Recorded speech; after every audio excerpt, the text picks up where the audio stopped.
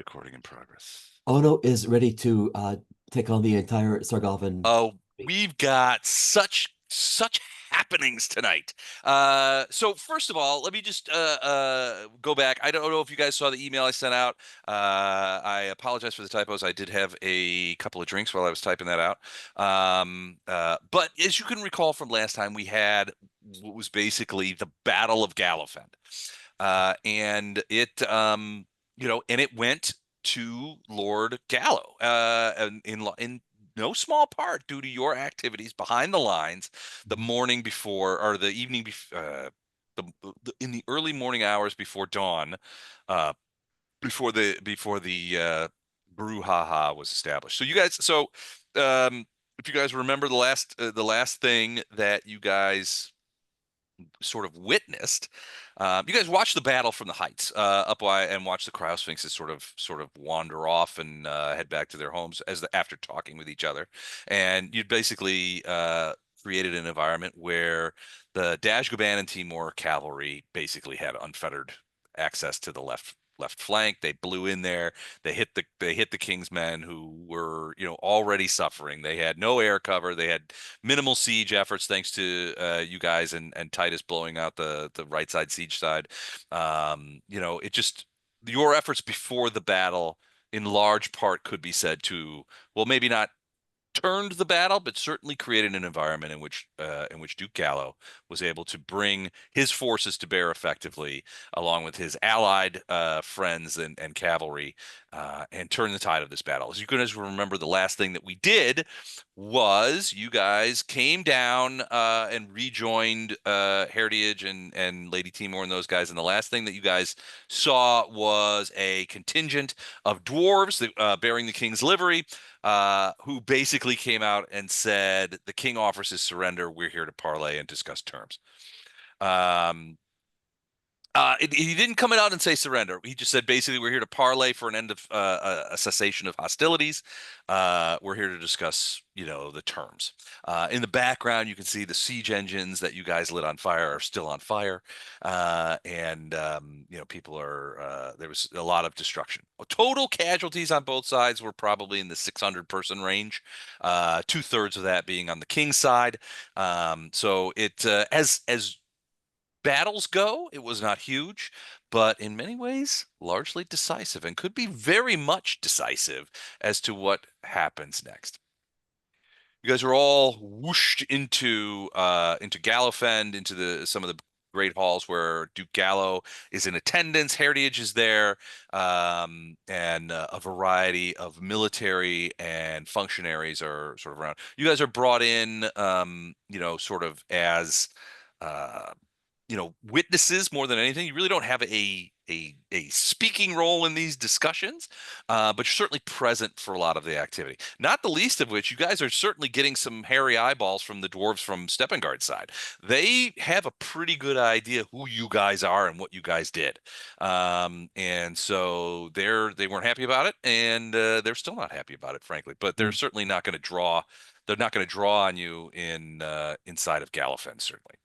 But the lead guy, the guy, it's not Field Marshal Malkin, it's one of his representatives, has brought some material and basically, at the start of these sort of discussions, opens this very ceremoniously, takes out the scroll and opens it up, and it says,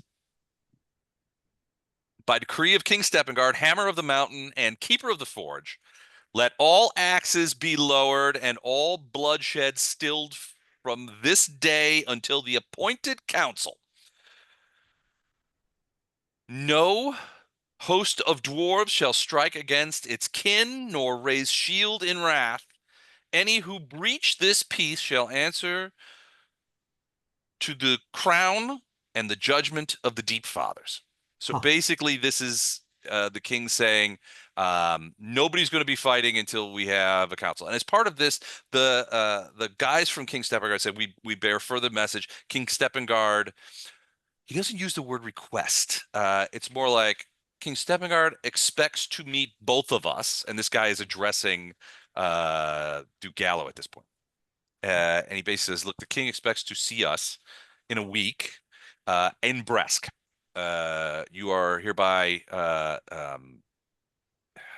you are to be in Bresk a week hence to discuss terms of the cessation of hostilities and the reapproachment of the Duke and his allies with the lawful king. So basically, they're saying, Duke, you need to come to Bresk and meet with the king to determine what happens next. This has been a pretty significant issue that has occurred here, where you have a sort of breakaway group of three nobles who have bested the king's army in the field, and so there's a lot of people sort of around the table kind of thinking, what is going to happen next? Because largely in modern history for these dwarves, this has not happened. But these are, as the Chinese curse, interesting times. No mention is made of the Sargavans. No mention is made of the Elidi Pass. Only that Duke is bidden by his king to come to Bresk and sort this out. So at that point, both sides sort of sit down and begin discussing these things. And I hope this works. So is it moving? Do you guys see it moving? Wow, that's Yeah. incredible. Yes. All Fancy. Unbelievable. right.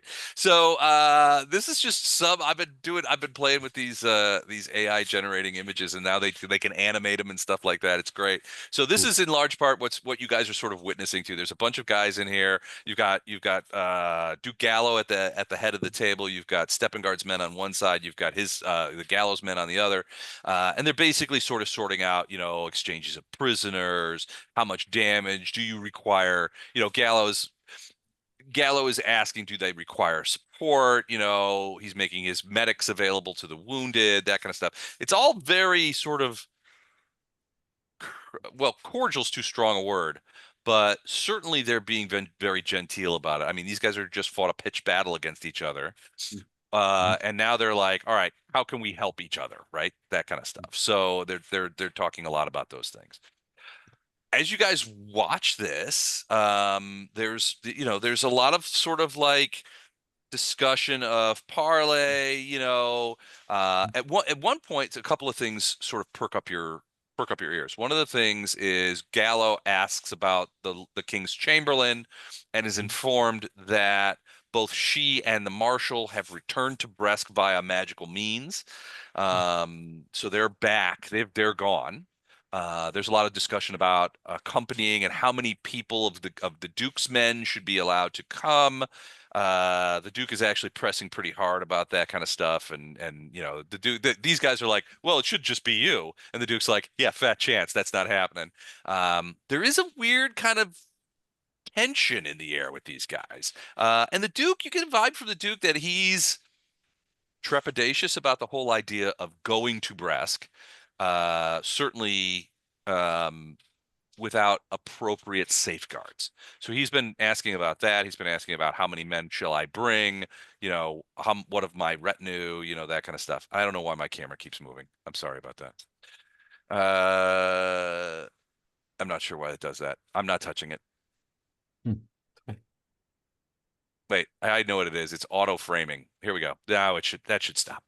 All right. So, but you guys are sort of in the room, and when you guys hear this and that kind of stuff, and it goes on for a couple of hours. I don't know if you guys are willing to stay there. At some point, servants will come to you very quietly, ask you, would you like to retire from this room? A lot of people are sort of like drifting away. There was probably 100 people in this room when it started.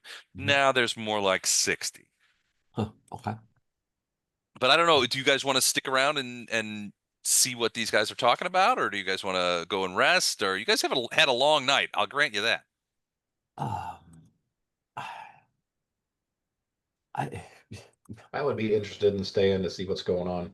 I mean, Okay. it can't hurt to stick around if this is going to be helpful.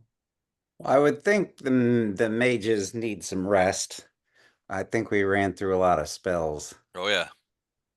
Uh, but if anyone wants me to cast comprehend languages on them, I'd be happy to do that. But I really think I should at least get a cat nap. I would be grateful for All a right. moment if you have an extra one. I certainly do. I cast comprehend language on oh no. Okay. Is that a cantrip? I don't know No. if it is. No, it's a second level spell? Oh, okay. I thought it Oh, was for yeah, first. First I level? thought it was a cantrip. Okay. Okay. I'm sorry. I didn't mean to hog the Oh first no. spell. Oh no, please. So, as you guys hang out, there's still a fair amount of talk, and it's mostly, like sort of, you know, post battle diplomacy. They continue talking about, Gallo continues to bring up ideas of like, how can I help you? What can I do in support? Bring your wounded into the castle. Oh no, we couldn't possibly. Well, my physicians are here. All right, I guess we'll bring some of them. That kind of. We'll bring the worst. It's like this very weird sort of back and forth. You get the impression that both sides are, I guess for lack of a better term, a little embarrassed that this has occurred. Oh, Mostly Stepping Guards men seem to be a little embarrassed because, frankly, you get the impression that they expected this to be a sort of blowout, and that didn't occur. In fact, the fact that they have pretty solidly lost this engagement, Actually, it was a blowout, only just the opposite way. the wrong way, exactly. So, so there's only after another couple hours, there's only a couple before everybody seems to be losing patience and getting tired and that kind of stuff. Only a couple of interesting things pop up. Ono is kind of paying attention, listening to them talking Dwarvish, and so the first thing that pops up is that when they talk about meeting in Bresk, one of the guys on Steppengard's side mentions that upon the Duke's arrival, the king will make a proclamation, and the Duke is expected to be on the dais with him as a show of unity. And while sort of preliminary discussions begin taking place as to how we reconcile the two opposing forces, there will be the king is going to declare 2 days of festivities that will take place during prior to the big, basically the king's moot, where all of the nobles have been essentially ordered to return. So it's not just Gallo and Lady Timor and Lord Dashgaban who are sort of on the fence on this. It's everybody is being recalled to Bresk to take part in these discussions. Second, as part of so one thing that Stepping Guards men seem almost relieved to announce is that in the interim period between now and the end of discussions between Duke Gallo and the king, the Elite Gap will be closed to Sargavan forces, which means that the king has basically ordered for a temporary stay on the Sargavans to keep them from coming north through the gap. Now, Gallo sort of laughs and says, "How, are you, how do you plan to enforce this?" And the Steppen Guards guy says, "Well, we'll be leaving a fair amount of forces here." And Gallo's like, "Well, not here, you won't." He goes, "No, we're getting in, we're going into the gap and we're going south, but those forces will be left here to preclude any Sargavan incursions northward from the mouth of the gap." Which is something that you guys didn't expect, because if the Sargavan effort against King Steppengard was to open up the Elite Gap to their troops, which is what you guys have been trying to forestall for a while now, maybe the king has had a change of heart because he's basically saying no Sargavans will move up the gap. This would be a very opportune time for them to move up the gap too, especially in force. With Gallo being in Bresk, Heritage is going to stay here. They've said that as well. So and command the king's soldiers. So there's sort of a backup, a little trust but verify kind of action. But they basically said that the gap is closed until the king decides what to do and has finished the discussions with Duke Gallo. After Well, that, they disband, and those of you who are still in the room, everybody sort of gets up. There's various nods and handshake, forearm clasps and stuff like that between everybody. And Duke says, "Oh no." And whoever else is there, before you leave, I need to speak with you briefly. very well. So the room empties out until only Duke Gallo and a few of his guys are there. And basically, the Duke comes over and says, "I just want to thank you again for everything that you've done on my behalf. I had no reason to expect the great service that you have given me here. You are not my people. You are not my subjects. You're just travelers who have come visit and have done me an immense service and potentially have saved my title and my lands. For that, I cannot adequately reward you. However, I do want you to extend an invitation to you and your friends. For tomorrow morning, I want you after breakfast. I want you to meet me outside in the primary fields. The primary area outside of my outside of one of the main doors. I have something that I want to give you. So if you will extend that invitation to your friends, I will be much obliged to you." Done. And then he's like, "And now I am grievously fatigued. I must get some sleep before I fall asleep in my sabatons. And I recommend that you do the same." He claps you on the shoulder, oh no, and says, "All right, I'm going to bed," and heads out of the room. Oh no, bows I'll humbly. do the same thing. Okay. So yeah, basically the evening, there's a fair amount of celebratory activity within the compound. Many of what you guys will recognize as people in the King's service have stayed and are shown to quarters within the city. So they're staying in the castle. They don't come out though. There's a lot of dwarves and humans and people in the streets who are celebrating the victory, including many soldiers that are doing so. Beyond that, if you go outside, you sort of take a look across the Elite Gap, you can tell that essentially the fires have been put out at this point. You can tell that in large part, the King's forces are packing up. The tents are being struck. The animals are being, loaded with packs. The wagons are being shuttled. They are preparing to leave. And so one assumes that in the next day or so they'll be all prepared. They didn't set up in a day. They won't be able to take it down in a day, but soon. Any specific things you are interested in looking at or seeing what the dispensation of was or anything like that? I guess our Not that I can homeland. think of. Sequin? No news from Sequin. Okay. I mean, it's Although, oh, go ahead. You're staring at your phone.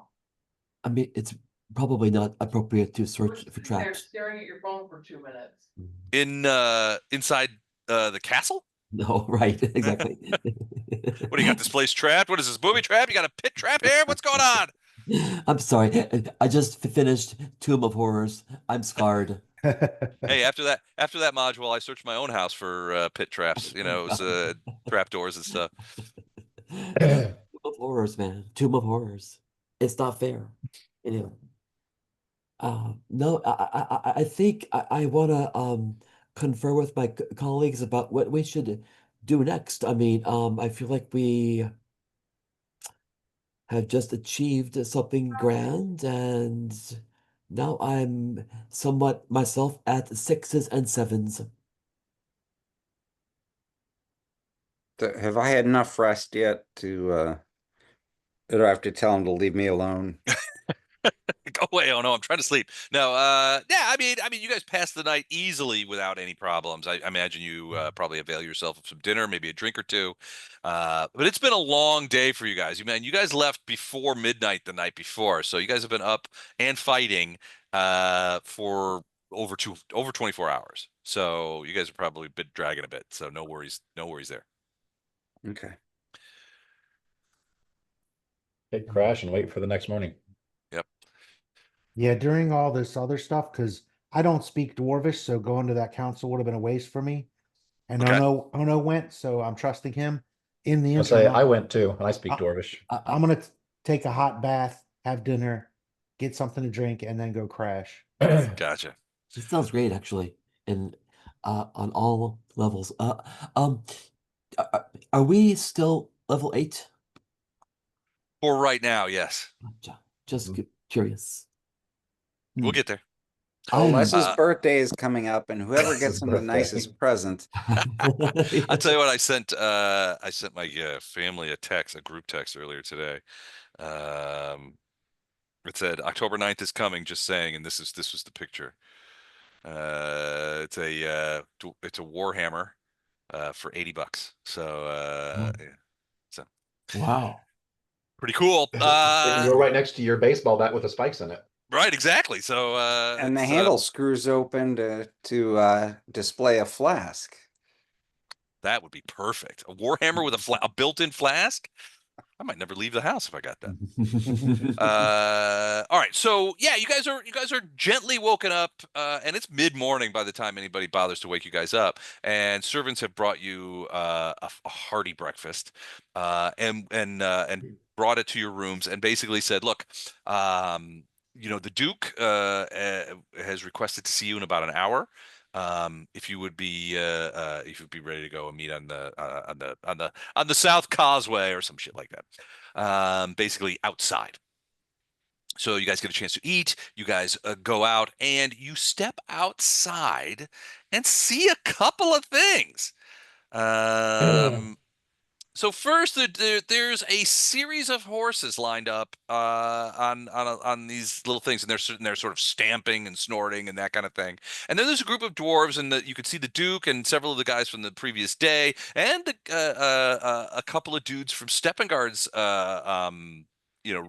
retinue are sort of like hanging out. They're talking about things. They're kind of things. And the moment the Duke guys come in, the Duke okay, excuse me. He comes right over. He's like, you made it. Excellent. Thank you. I'm glad you're here. I presume that you've all rested sufficiently. Your cuts have been stitched and your bruises iced, and you've had at least some of my brewer's fine ale. Oh We are yeah. well rested, thank you. Excellent, excellent. So first things first, as you can see, and we're still discussing some of the logistical elements with Steppengard's men. But as you heard yesterday, and he's looking at Ono and Arendar primarily, as you heard yesterday, the king has, in no uncertain terms, requested my presence, and I think request is a very pale word for what he's done. He's basically ordered me to Bresk, along with Lady Timor and Lord Dashgaban, to come to Bresk and participate in a series of discussions to sort out the differences that the various factions of the nobility of the Bandu Hills have done. He goes, I have asked a great deal of you over the last several weeks. And he says, and he goes, and you have risen to those challenges, and you have denied me nothing. And I will say again, in no uncertain terms, that the efforts on my behalf that you undertook the before the battle, in the previous evening, I think had both had a demonstrative positive effect on the outcome of that battle, and can't I cannot thank you enough. Like I said yesterday, you are not my soldiers. You are not my guests. You're not my people. You're not dwarves. You have no reason to do me these services, and yet you did. And you basically helped to put me in a much better position than I would likely have been in today had it not been for your actions. So for that, I thank you. But I do have one final favor that I wish to ask you. Will you accompany me, along with my retinue, to Bresk to meet with the king? You have experience there. I think your experiences there might be incredibly valued to me from a council standpoint. Your experiences in Bresk over the course of the last month have put you in a position of no uncertain terms where you are skeptical of the king and skeptical of their motives, and certainly skeptical of the Sargavans, as am I. My worry is that in serving my king, I will be blind to any machinations that are taking place around me, machinations that could result in me being ejected from the Council of Nobles, perhaps even my death, imprisonment or death. And so I want you there near me, keeping an eye on things, making sure that any kind of glances or what the king's men tell me is the case in Bresk is actually the case, and that this is not a trap or a trick. Will you do that for me? You can say no, but it does mean you'll be skipping a significant portion of this adventure. And Well, it means that tonight's work will probably be truncated quite early. I well, accept. it's definitely a trap and a trick. We just don't know how big or what the end goal is. Yeah, we'll go because our whole goal is to get the gap permanently closed to the Sargovans, and we're close, but we're not there yet. So Do you agree? You will accompany me? Yes. Yes. Excellent. agree. I very much appreciate it. And while I can't promise not to ask you any more favors, once we get to Bresk, I hope that my suspicions are wrong, and I hope that you will confirm that everything is on the up and up once we reach Bresk. I hope that that's the case. But thank you very much. Now then, you've done me an incredible service. And so he sort of waves, he sort of brings you guys over in front of these horses, and he waves over some of the guys. And he asks him the paper, please. And he sort of very formally kind of turns around and stands facing you guys. Sort of he's in front of the horses. You guys are looking at him. There's guys around him, and they're all sort of standing around. He says, "Friends, you came to these mountains as strangers to me, and now you stand before me, in my opinion, as kin of stone and steel. Few outsiders have shed blood for the dwarves and lived to see that honor returned, but you have, and by the forge, I will not see your valor unrewarded. Look behind me. These steeds are no mere beasts, but mountain-bred companions tempered by wind and ice, as we are tempered by hammers and anvils. May their hooves carry you as surely as the mountain bears us, and may their saddles remind you that dwarf gratitude is enduring as granite. Take them, ride them well, and let all who see you remember that you are friends of me, Duke Gallo. And the high mountains themselves bear witness to that. Gentlemen, your rewards." And he calls you each by name. So first he calls Arendar, and he says, "Arendar, I present you with Iron Flank. It is and he takes you to a horse that is a bay. It's colored. It is a bay, and it has dark stripes along his shoulders, like almost looks like veins of ore going through it.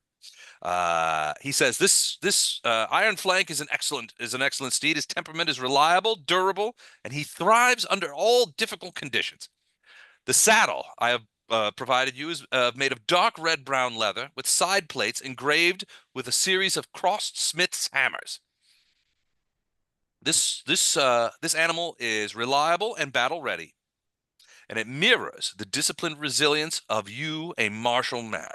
The engraved hammers on the saddle are a subtle blessing of the dwarven smith lords, which you have with my compliments. Iron Flank is to be your horse.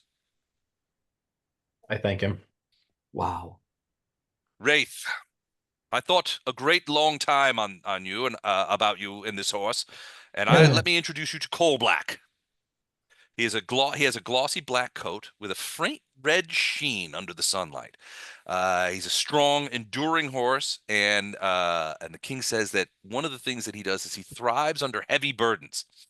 The saddle is dark, almost black leather, reinforced with iron bands, and adorned with a pickaxe crest, almost a heraldic symbol with a pickaxe in the middle of it.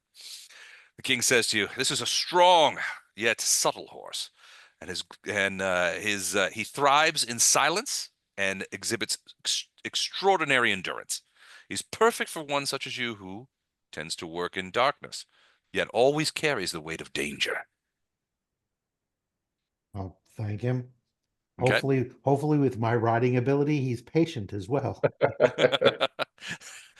We've added some extra bungee cords and straps to the saddle to keep you on there, and Duct tape might be good. as you know, the dwarves of the mountains invented duct tape for our ducks, which fly from spring to fall in our mountain lakes. Then he turns to you, Titus. He says, "Titus, I present you with Emberhoof, a deep chestnut with faint gold dapples on the flanks. It is a spirited and eager horse, but is a very obedient one when put in capable hands. The saddle is of burnished red leather with flame motifs hammered in brass studs along the sides." And he tells you, "This horse is fiery and eager. This mount reflects the dangerous spark of forbidden power such as you have. Its flame-studded saddle gives the impression of a creature that is half shadow and half fire. I bow deeply and say my gratitude. And finally, oh no, it was a difficult chore to choose a horse that best exhibited your lawful character and your teenage ways. But I present you with Mithril Its coloration is a light gray horse, almost metallic in sheen. It is agile and alert and reacts quickly, but rarely panics. It has a soft white-gray leather saddle trimmed with mithril rivets and etched with geometric dwarven patterns. It is an agile horse, says the king. Luminous and balanced, and it fits what I feel is your monkish discipline and harmony.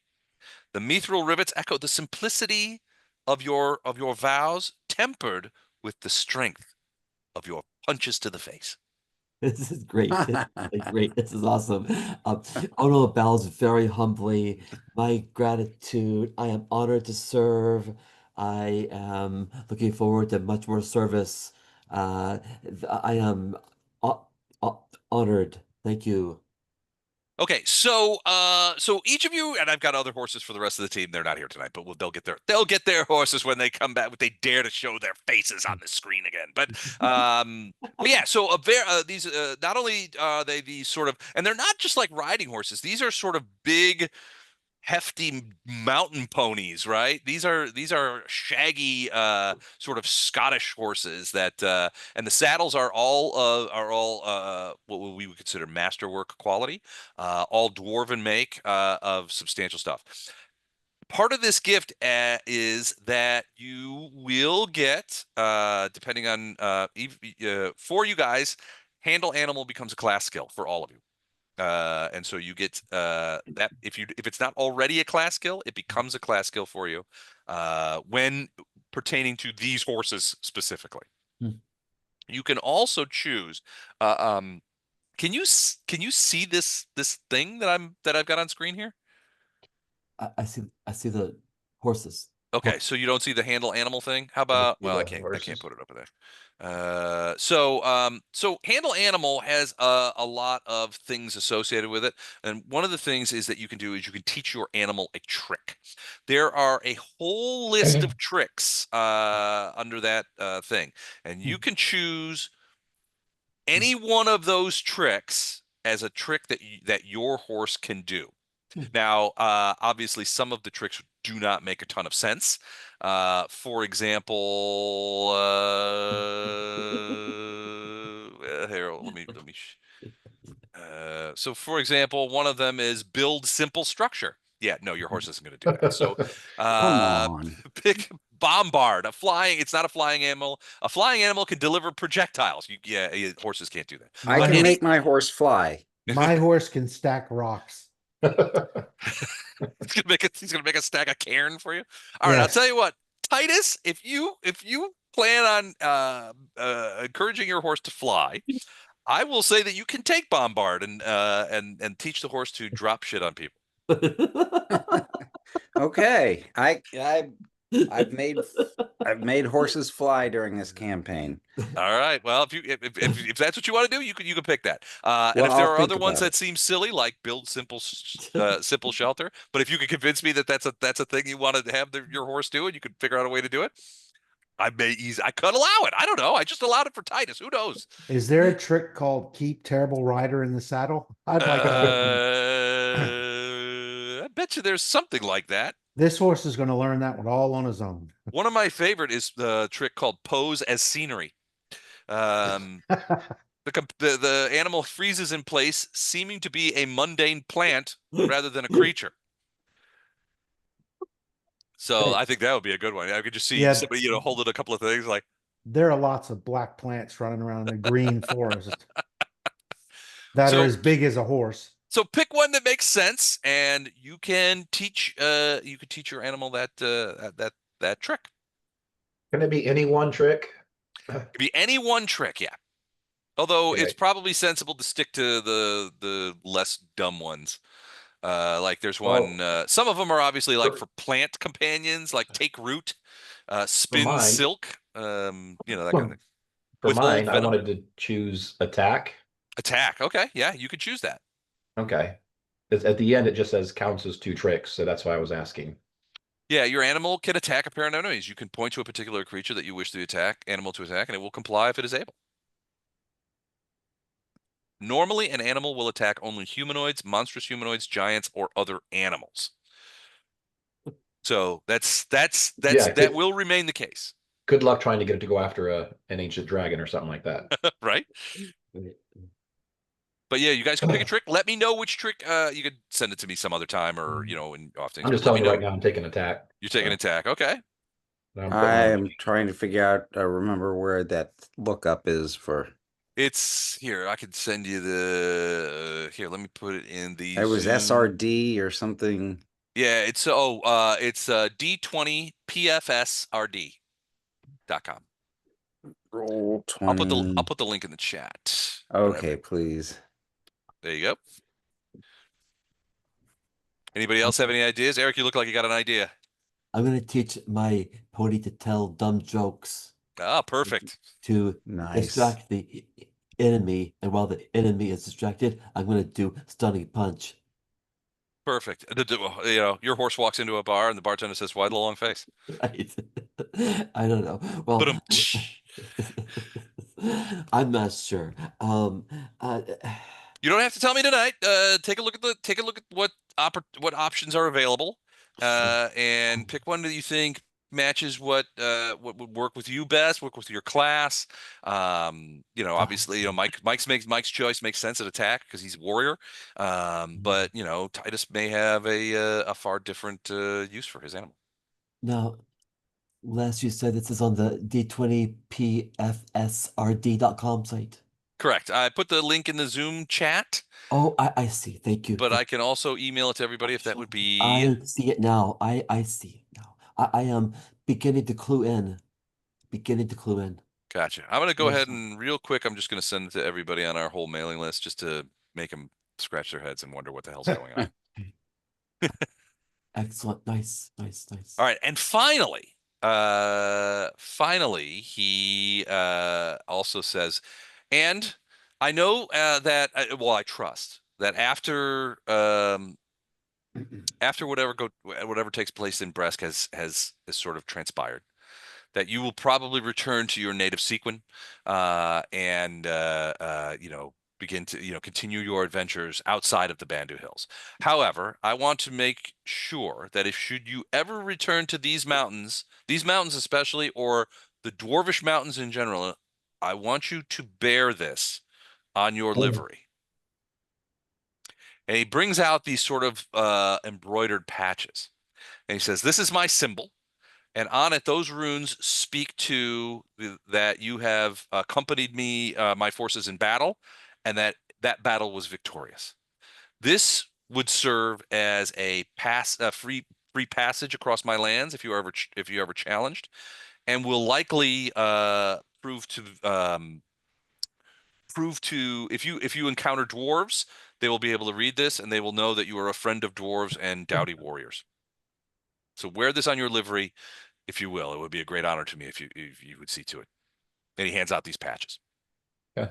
If you look around, you can see other guys have other the guys that are out here have patches, similar kind of patches. Many of these green and gold patches, which you get, is sort of like Duke Gallows, kind of like his heraldic colors. Certainly, the mountain, the symbol of the mountain, the city of the mountain. That's obviously Gallofend. But and then there's these sort of like sigils that he's got on there. And if you want, I can send you this.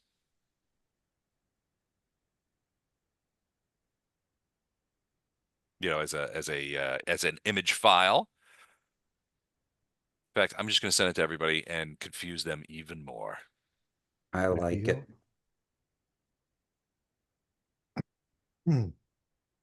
So, any questions for the Duke before this sort of like little ceremony is over? So we've provided the evidence, all of it, right?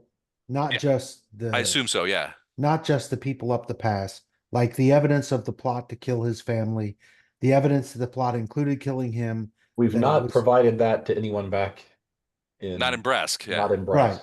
and that that conspiracy was all Sargovans, and this is the suspicion that Glib Glamour, who ran like a bitch, is a big part Yeah. of it, but that it's all backed by he's got all that, right? The Duke does, yeah, absolutely. He's had in a couple of instances had scribes sit down with you, take your testimonies, that kind of stuff. You've also provided that information to both Lady Timor and Lord Dashgavan at different times. Right. Right, we had to do that to I get them on mean, our side. yeah, to get them on their side. So, I mean, you've got essentially you provided that information to three separate dwarf lords Okay. of the Bandu, and Well, they're the three lords. I mean, in this case, when we're talking about having a reconciliation council, it's them versus everybody else. yeah. You get the impression that the information that you've provided is essentially the core of their argument as to why all this has happened. And we've still got our diplomat, right? He's still here. Yeah, he's Yeah. still with you guys. Yeah, Okay. but So he's not coming back to Bresk with you guys. He's actually going to probably stay here in Gallofend. why? Is that because we're all wanted criminals in Bresk? Well, Yeah. one assumes that with the general sort of amnesty is too strong a word. The general sense of good feelings that the king is saying is having that like wanted criminals thing might be overlooked at least temporarily. Oh, okay. Uh, I don't think that they have any. Well, you brought Jaas with you, right? I mean, his corpse. This Yeah. corpse, yeah. Yeah. Yeah, because we were asking it questions. Do you still have it? Yeah. Okay. Yeah, it's in a Well, other than his empty, bloody house, and that kind of stuff, there weren't. I don't know that there were any. Well, let me phrase that. There were plenty of witnesses to to you guys attacking him in that bar. What there weren't plenty of witnesses to. What there were plenty of witnesses. What there weren't was credible witnesses. Right. right. Uh, so there might not There exist any real evidence against you guys, at least for the murder of Jaws. and there have been no witnesses to any of the Yeah, they don't have a Talon body either. people, so Mm-mm. we No, that's out in the field. So I mean, that was yeah, all out in the field. they were all left in the field and nobody escaped to bear witness to anything. Okay. Yeah, you guys don't leave witnesses very It's often. kind of our thing. Well, it's a bad idea. Yeah. I can agree with that. It is kind of a bad idea to leave witnesses. You guys are really good at not leaving witnesses around. So, all right. So, basically, there's probably going to be a day to a day and a half, in which these parties to head to Bresk will go to, and it's about a 6-day travel to Bresk. So there's probably 8 days before you actually get to the city.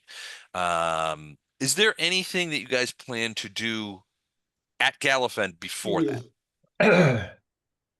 We've still got stuff that we got from the mage to identify Okay. Do you want to do and that? sell stuff. I was considering waiting until we got back to Brest because it's a larger city and Gallofend has a lot of resources. It's certainly not a city, but well, it's kind of a city. I mean, it's more like a town, so it okay. has resources.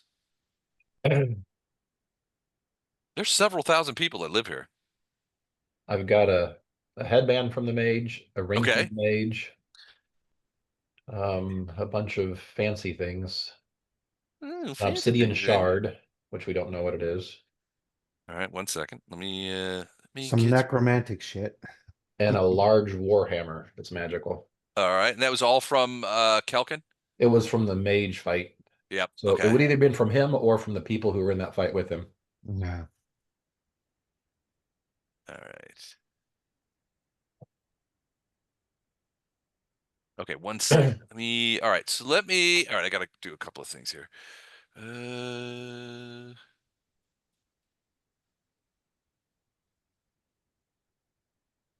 There he is, 532. Okay.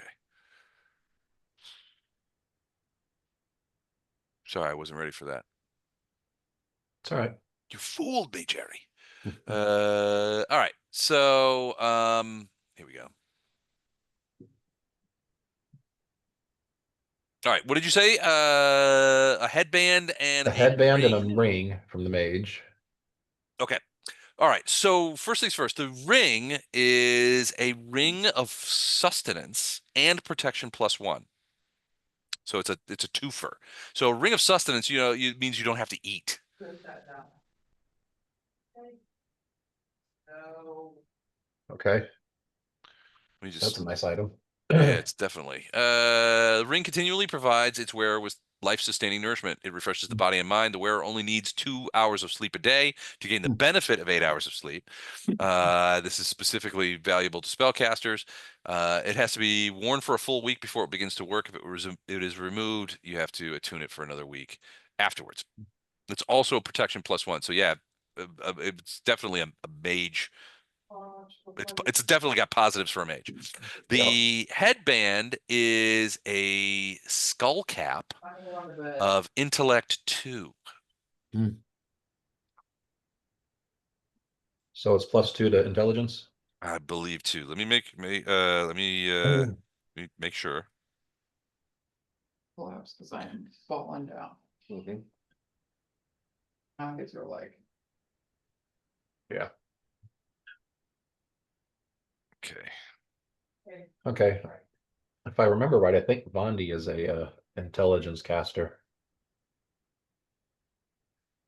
I believe you're right. No, Titus is a charisma caster.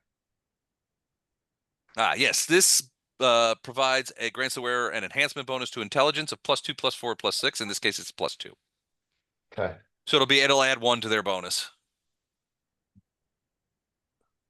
Okay, I'm going to keep it on my sheet, but we're going to give that one to Vondi. I already have a ring of sustenance. You do? Hold on, we already got Yes. one. Where did you get a ring of sustenance? I don't remember. I've had it for a while though. Wow. Nice. So he's only got to sleep 2 hours and he gets the stuff back. It's pretty good. Oh, All right. What well, it else was looks like there? you give it to Poe, but Poe's come back at a certain time anyway. Doesn't matter how long you rest. Let me just double check. Yeah, I have a ring of sustenance. Okay. Okay. What else? What else was there? The obsidian shard. Okay.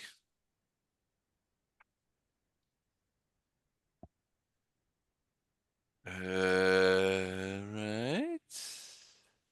Okay. Here we go.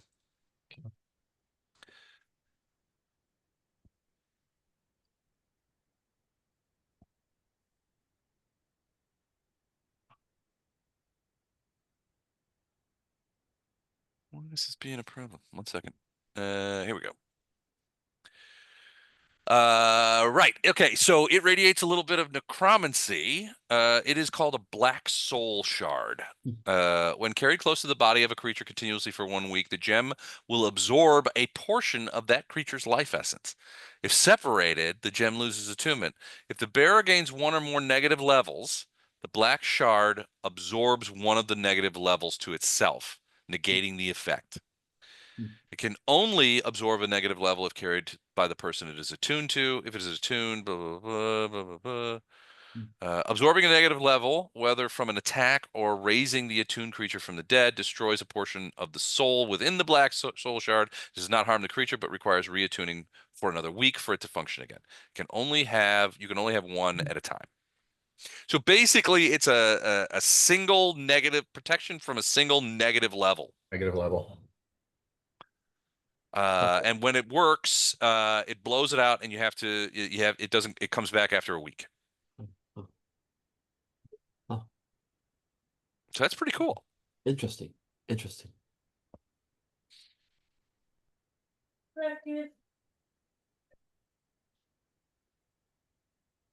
Okay. We have The quite last thing was a magical large warhammer. Okay, 1 second. I'm almost there. Going to bed. No, I'm fine. I'm gonna Don't stay up touch for a my while. ears. did you eat all? Thank you.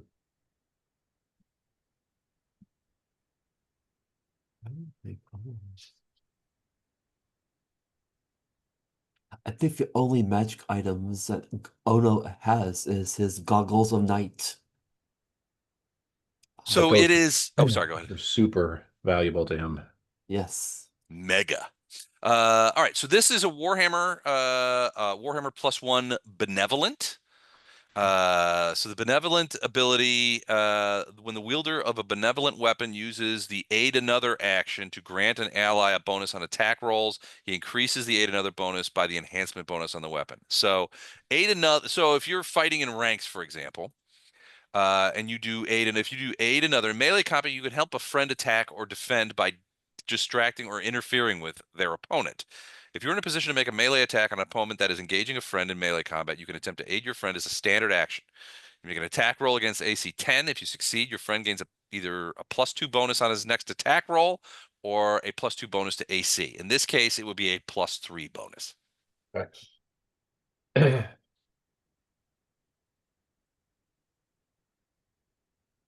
So +1 hammer, but benevolent. Were there other things as well, or no? Or was that the Those are the only things that we didn't already have ID. identified? Okay.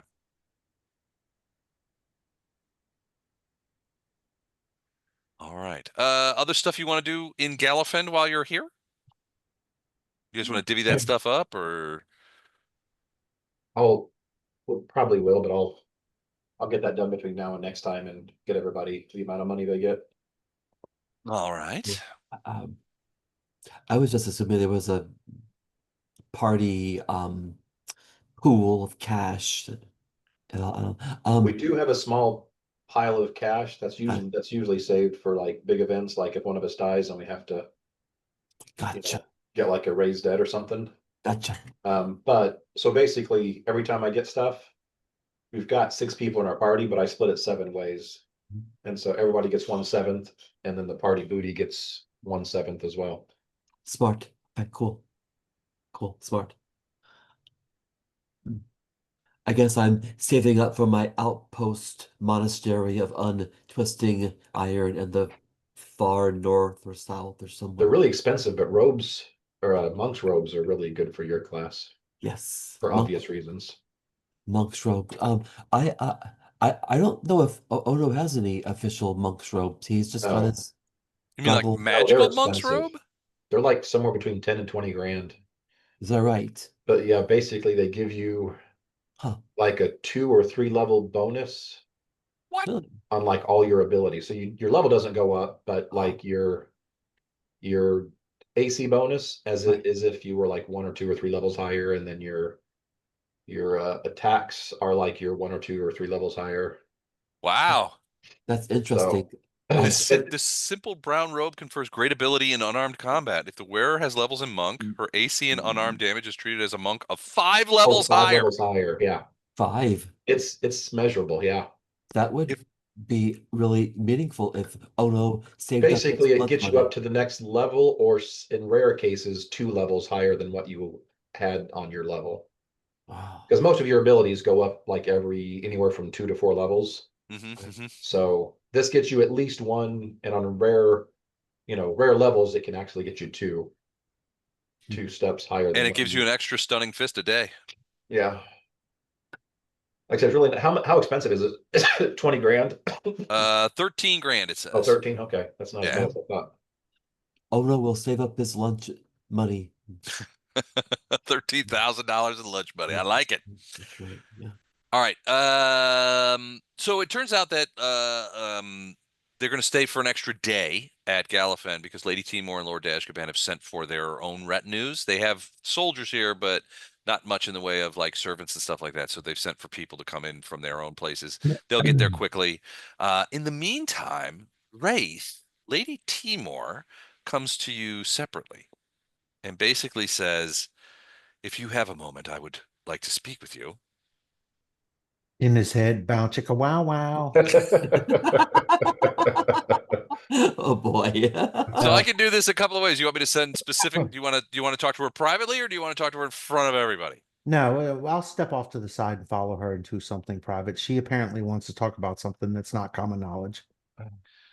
Uh, Here, got it all printed out. So hold on a second. I will send you a series of messages Okay. which you can respond to.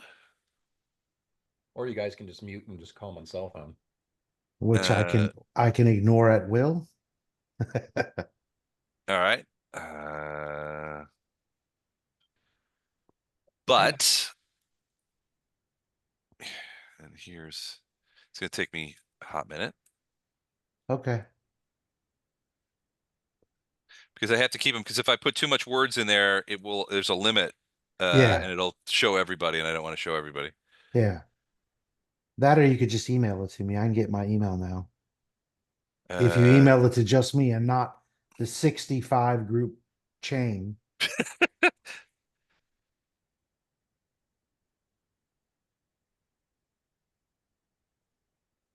questions in your court. Is it? What exactly is she talking about? Oh, the second message I sent you. Yeah. Oh, okay. Let me just spell it out. Well, just tell me what the answer is and I'll answer it. Yes. Okay. Here, this one. Okay. So she has a follow-up question that kind of surprises you. Now I know which page we're on. All right. Uh,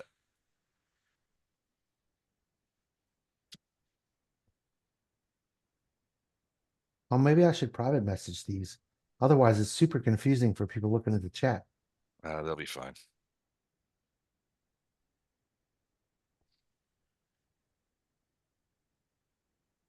I don't remember this far back, so tell me the answer.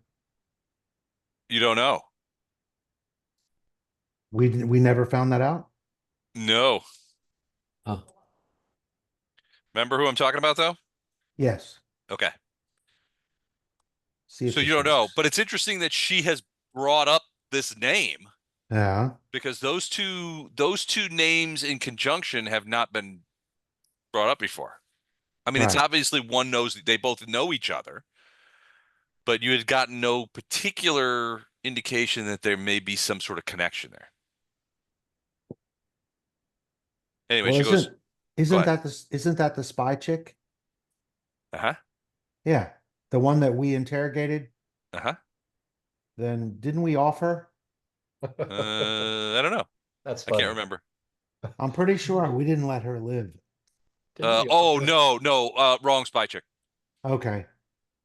The one with Simeon, friend of Simeon at the Oh, Lyceum. okay. So then she finishes up with this.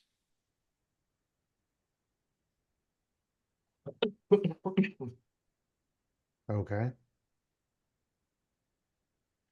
And finally this. And then she takes her leave, unless you have questions for her. hmm.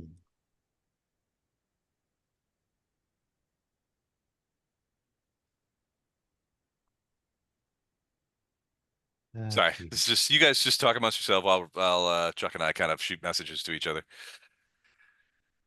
You guys all see, so this is Lady Timor, and she's surrounded by her guys, but she calls Wraith specifically over, and then you see them sort of like they're walking their horses side by side, and you see them talking sort of surreptitiously, is too strong a word, but they're certainly not allowing themselves to be heard, to be easily overheard.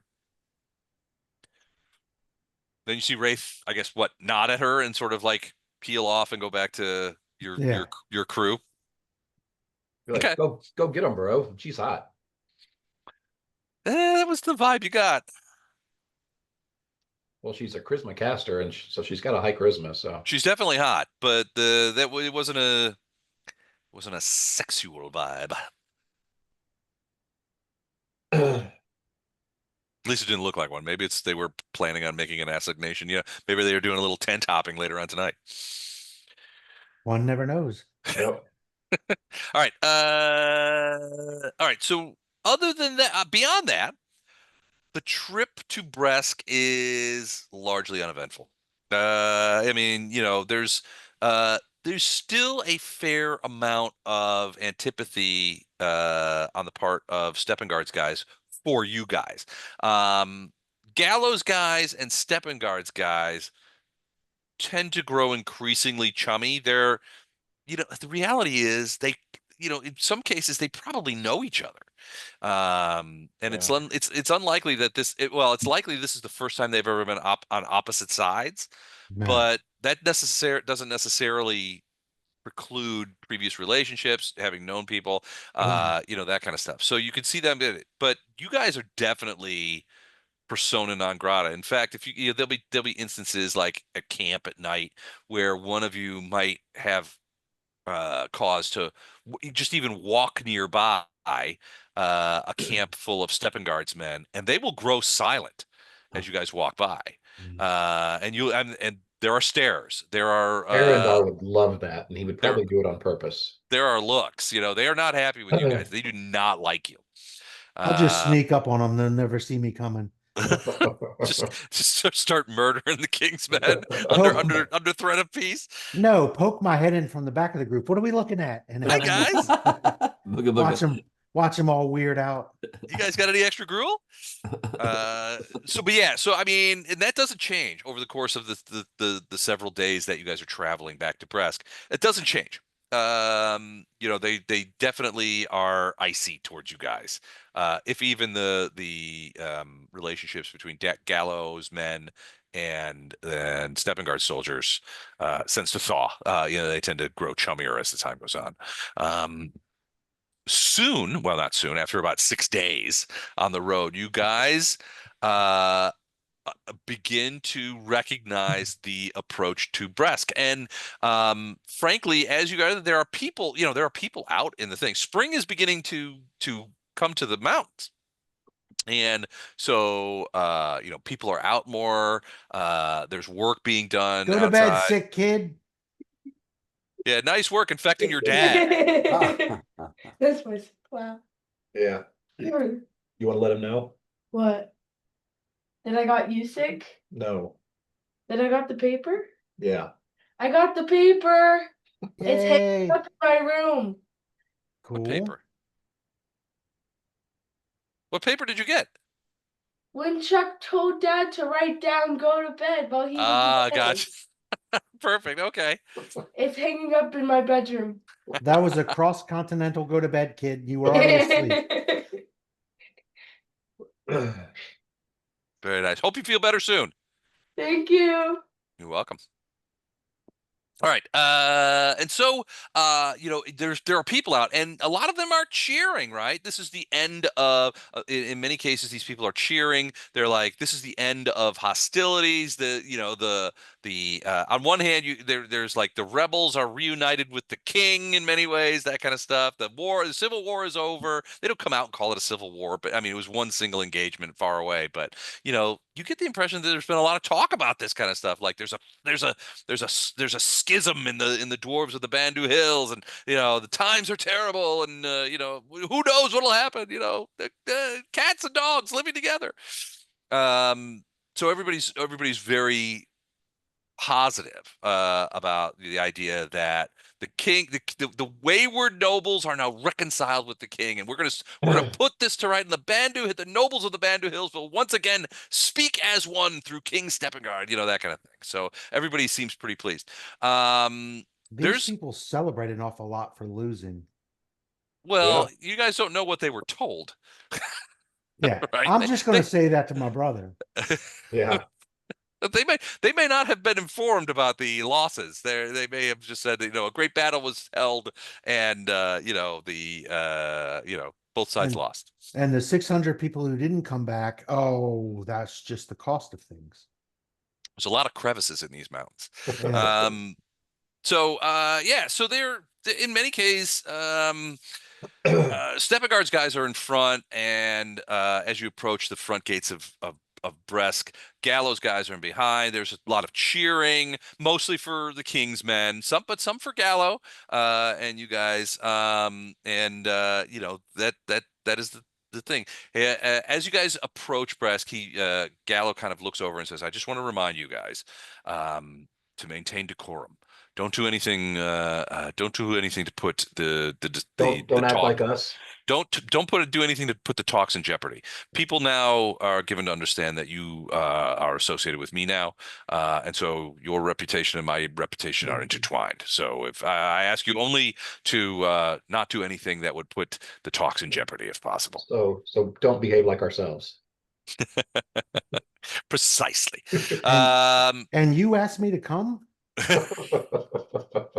astride a I coal was gonna black say you horse. asked the wrong person to come. Bad life choice, but I'm supportive. Soon you guys, you march through the main gates of Bresk. People are clapping, that kind of stuff. And you come to the great courtyard in front of inside, Steppengard's, Steppengard's castle, for lack of it's a castle in inside the castle. There are trumpeters that are, that children are throwing like lays of flowers around. And the other nobles are kind of kicking around and that kind of stuff. And you see their retinues and their people, a lot of various livery and that kind of stuff. And quickly, you see the King Steppengard dismounts his horse, or King Steppengard steps out onto this sort of plinth, this thing that has been obviously manufactured for the thing. It's not it's like a stage of some sort and that kind of thing. And he steps to the front and leans over and bows towards Gallo and beckons him forward. My friend, Does and he you could still go ahead. does he still look as sick and like lethargic and all that kind of stuff as he did last time we saw him? Give me a perception check.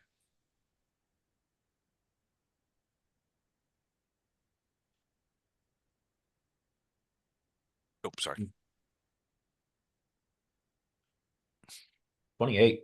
28 and Wraith with a natural one. Excellent. So That's lovely. I got that out of the way. Yeah. He's got it. slinging rocks. But so yeah, I mean, you look at him, he looks, frankly, since the last time you saw him, he looks healthier. I wonder if what's her name being gone might have had an effect on him. It's possible. He looks healthier. He looks fairly hale. Yeah. There's still some blackness around his eyes. The lines in his face are more pronounced, but he does seem a bit more healthier than the last time you saw him when you guys were, when you guys were petitioning him to provide Sequin with, safe passage, continue to enable the things, and when you were trying to petition him to shut down the Elite Gap. You do not see Nina Glibglammer amongst his retinue. You're not sure where she is. She is not here, though. 1 second. All right. Well, the chance of me saying something that will deflate the talks just like doubled. So he beckons to Duke Gallo and he's like, "Gallo, my friend, come up here, come." And so Duke Gallo dismounts and he makes his way towards this platform and stands next to the king. There are various other kind of nobles and stuff sticking around. Everybody else is sort of with their retinues. And then finally, once so as Gallo sort of mounts those steps, you see the king come up out of that chair and he embraces Duke Gallo, almost like a brother. He's like, "Welcome back," that kind of thing. You can't hear from where you are what he's saying to him, but the Duke is nodding and that kind of stuff. And he's, it looks like at one point the king is sort of explaining what he's going to do, and you see Gallo kind of like, "Okay, got it," and he sort of turns around and faces the crowd, and the king steps up. And the king, while he looks a little healthier, he also looks a little more restrained, maybe even contrite a little bit. And he kind of like the trumpets come to an end, and everybody, and it grows quiet. And Steppengard, stands up. He's kind of looking out all over the people, and he says, "My people," begins Steppengard, "recent times have been dark for our country. From tragedy that befell my house to the recent rumors of sedition, no one can say that these have been good days. But I am here to tell you better days are ahead. I've invited all of the Bandu lords and ladies here to Bresk so that the petty squabbling may be brought to an end, and that we may now forge a new and brighter future together. Clapping. Everybody's like, that sounds great. New bright future. Excellent. I don't need a sense motive check. He's full of shit. My friend, my brother, Duke Gallo, long respected defender of the gates of Bandu. I commend you for your brave and steady heart, my friend, although we have disagreed. And though our swords have crossed because of it, I know now that you acted with only love for your homeland. I've called you and your fellow lords and ladies here to bring an end to this struggle. There is news, both to relieve heavy shoulders and to chill marrow, but because of heroes like you, Duke Gallo, and the brave warriors who now attend you, our nation will survive. Turns back to everybody. I welcome you into my house and offer you, as I have with all the other nobles, a chance to have your champions compete in the Tournament of Unity. Tomorrow there will be games to cheer the heart of our subjects, and in the evenings we shall speak of unpleasant but necessary matters. Thieves and tricksters lurk at our borders, I now know, and it will fall to all of us, not as 8 lands, but allied as one nation, to defeat them. Cloud bursts into applause again. One nation! Yeah, this is great. Gallo still leans over and shakes the king's hand, and you could see him saying something. Can anybody read lips or anything like that? Does anybody have that skill? Nope. Okay. You can't see for sure what he's saying. And the king makes no does not react to whatever it is that Gallo is saying.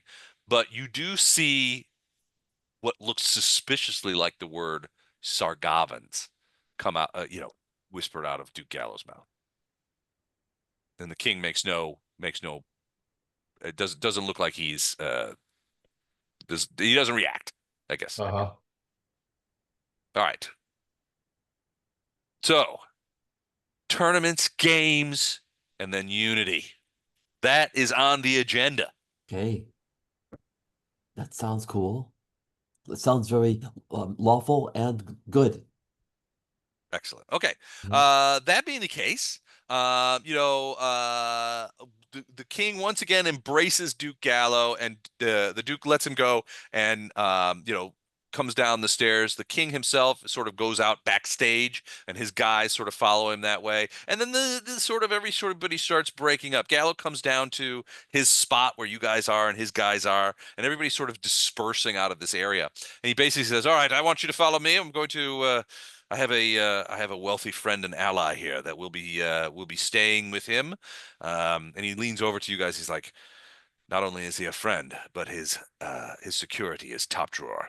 Follow me, and you guys begin moving through the city. Soon, you come to an image that I have not put up here for some reason. 1 second, I got to see if I I saw the module. I saw what it was. Did you see it? Okay. Yeah. Just want to make. Why did I not do this? Hold on a second. I missed one. Is this where all the artifacts are? Yeah. Okay. Where all the +5 Holy Avengers are. You're killing me.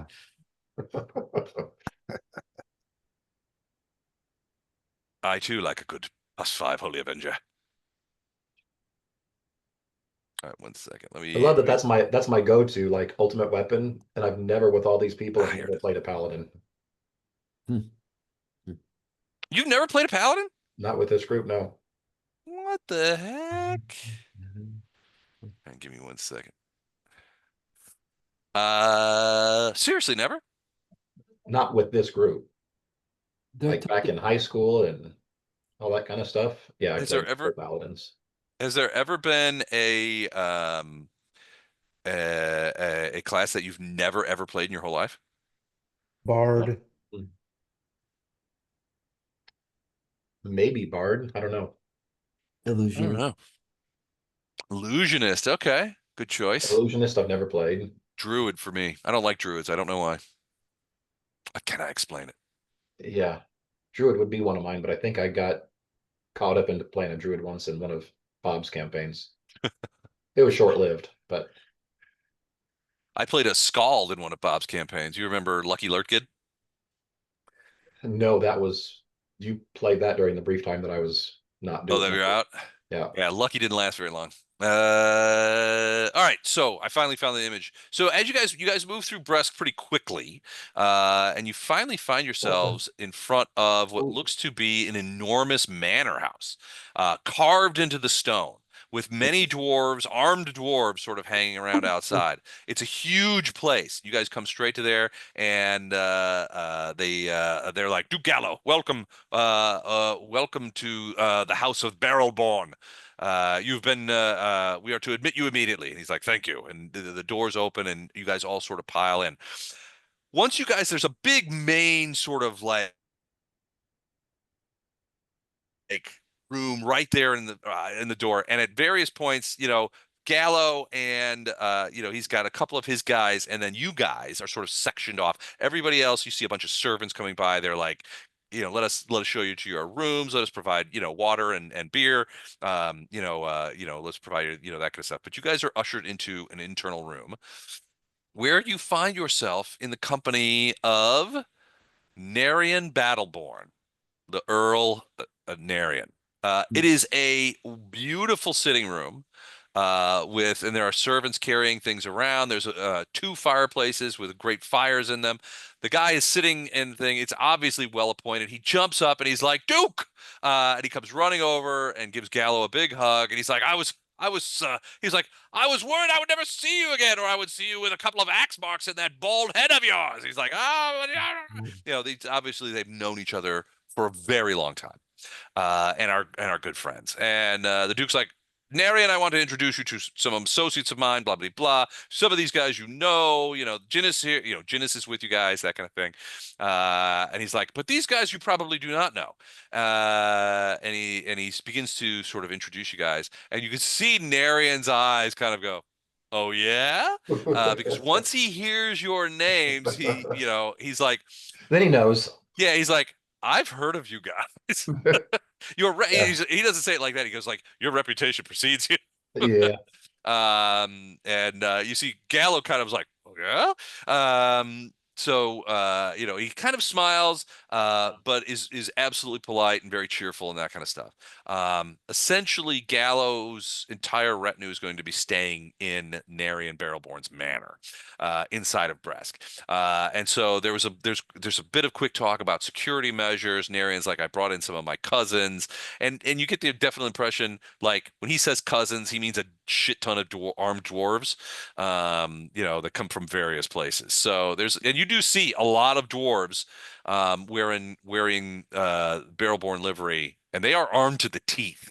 And you hear and as they walk by, you hear the jingle of chainmail underneath their tabards and stuff like that. So this guy's not messing around. He seems very jovial. He's very polite. There's nothing. I mean, you don't even, you get two sips out of a wine glass and it's refilled by servants. It's obviously this is going to be a good place to stay. He tells you guys, I've got rooms for all of you. There's plenty of space. You'll need for nothing while you're here. But he's like, yeah, he's like, yeah, I've heard of you guys. Don't believe the hype. It's all fake news. Don't believe the hype. Fake news. What do you think this is? I was gonna say we deny some of it. Some of it, yeah, is pretty much true. Some of it's true. Gallo has not heard a ton of this. So if you guys tell a few stories like, well, we killed that Joss guy. That was fun. We cut him up and then we robbed his house. And No, everybody's let's not admit to anything we could be No. arrested for here. No, ah! we question Joss. That's what we say. Because we did. Well, guys don't know what he's got, what he knows and what he doesn't know. But the Right. reality is he's an incredibly wealthy man who lives in Bresk. So the likelihood, and he seems quite serious about security. So the vibe that you get from this guy is that he's clued in. Obviously he's very commercially successful. He's made this money somehow. he obviously lacks for nothing, but he also has money for airtight security. I mean, those of you, the marshal. Well, I mean, you all have some combat experience now, a fair amount of it, and as you come into this, as you get more acquainted with this manor house, you realize what a chore it would be to try and bust in here. There are corridors that go nowhere. It's 100 rooms. There's guards everywhere. There are some, and Arendar, you and Wraith, as you guys kind of wander around, you spot some really good choke points where, a couple of people could hold off dozens, with a little guile and deceit. And I mean, you're kind of impressed at how this place has been both designed and staffed. So, Being but the he no makes nonsense guy that Arendar is, as soon as he can, he's going to be asking Duke Gallo, "Where's Umbridge? okay. And what did you guys talk about? What's anything you can share with me? What's going on?" So you're asking Barrelborn because Duke's been with you. No, yeah, I'm asking Duke. Okay. Yeah, he doesn't 'Cause know. He's been with you guys. He no, hasn't got any news. no, he talked to the king and some secretive stuff. Oh, and you ask him about that. He's like, "Oh, it was nothing." He goes, "What I can say is that the king's speech did not much reassure me as to the state of the discussions to come." Okay. I asked, he'll go into, he goes, "I don't want to go into details, but I asked a very Right. specific question and got no answer." Okay. Um, If Duke doesn't know where Umbridge is, then I'll ask this guy. So Barrelborn will say he goes, well, if you're talking about the Chamberlain, I can tell you a little bit. She arrived about a week ago, through magical means. One assumed, and the word was from my associates is that she departed the scene of the battle between Steppenguards and Gallows men, and your men, with all due haste. There was some talk of an assassination attempt on her, but I could get no independent confirmation that this took place. It could be public relations. Um, since then, she has retaken her old position as Chamberlain to the king, and has been seen in his company on several occasions. Although they very pointedly do not discuss business within earshot of anybody that isn't within their very close retinue and vetted by the Chamberlain herself. But she is in Bresk, although she has been keeping a low profile, but has been seen in the company of the king. So how I feel like you're begging somebody to ask, did you take umbrage? I take umbrage with that. Okay. So basically, the scuttlebutt was she came back after the battle. There was some talk of an assassination attempt that was, supposedly leveled at her, but she had no But not wounds. yet, there wasn't. She had no wounds or anything on him. She didn't. She called in no court physicians, at least as far as I can tell. So he goes, you guys. So he'll ask you guys. You guys were at the battle. Was Glib Glamour in the fight? Never saw her. No. Okay. Well, chamberlains, especially female chamberlains, are unlikely to engage in proper fisticuffs.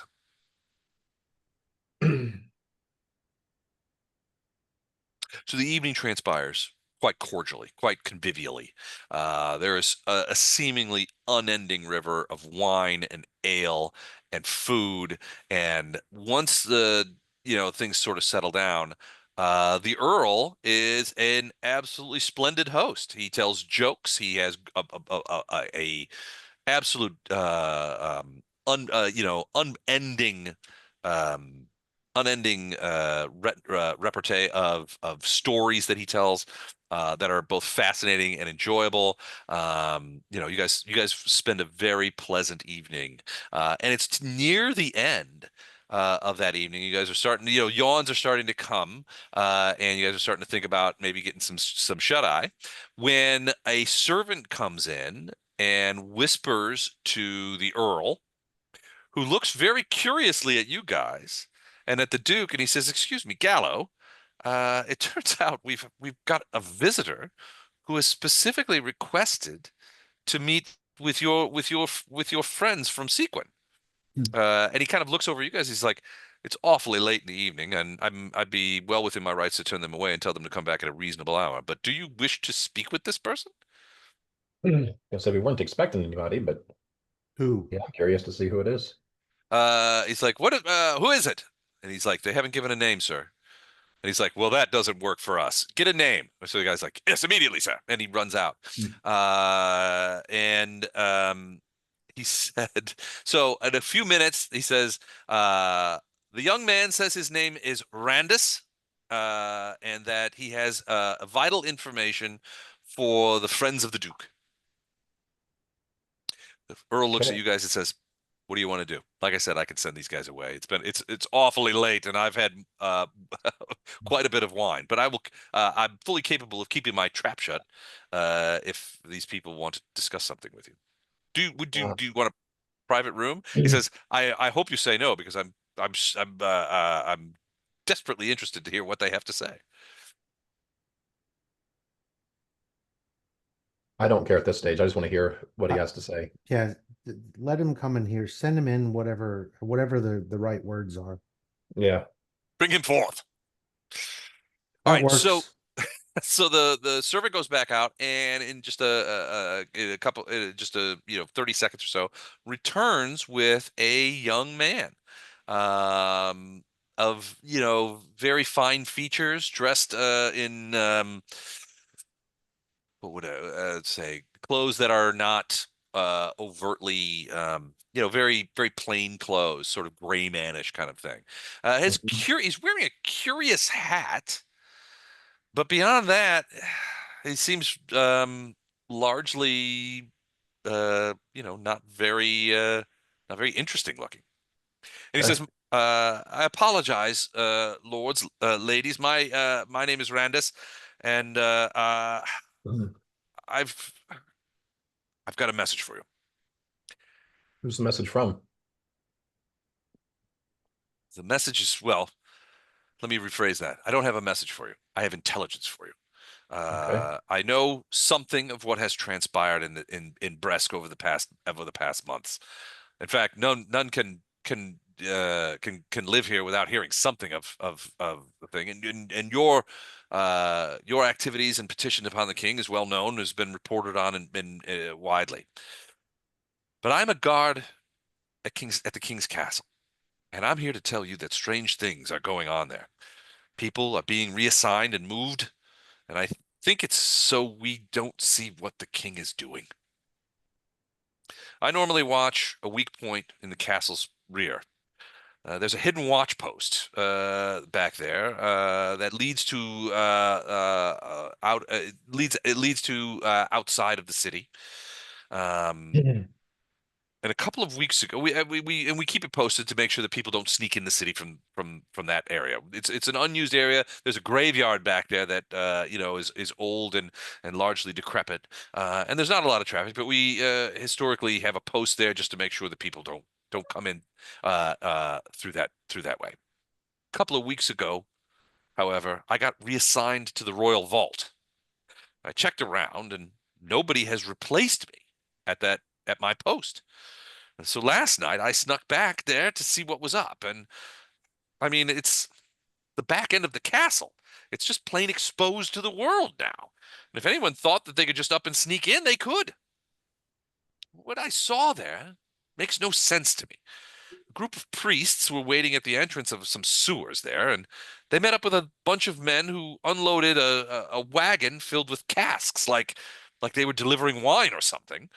The priests took the casks, paid the men, and this was the part that completely flummoxes me.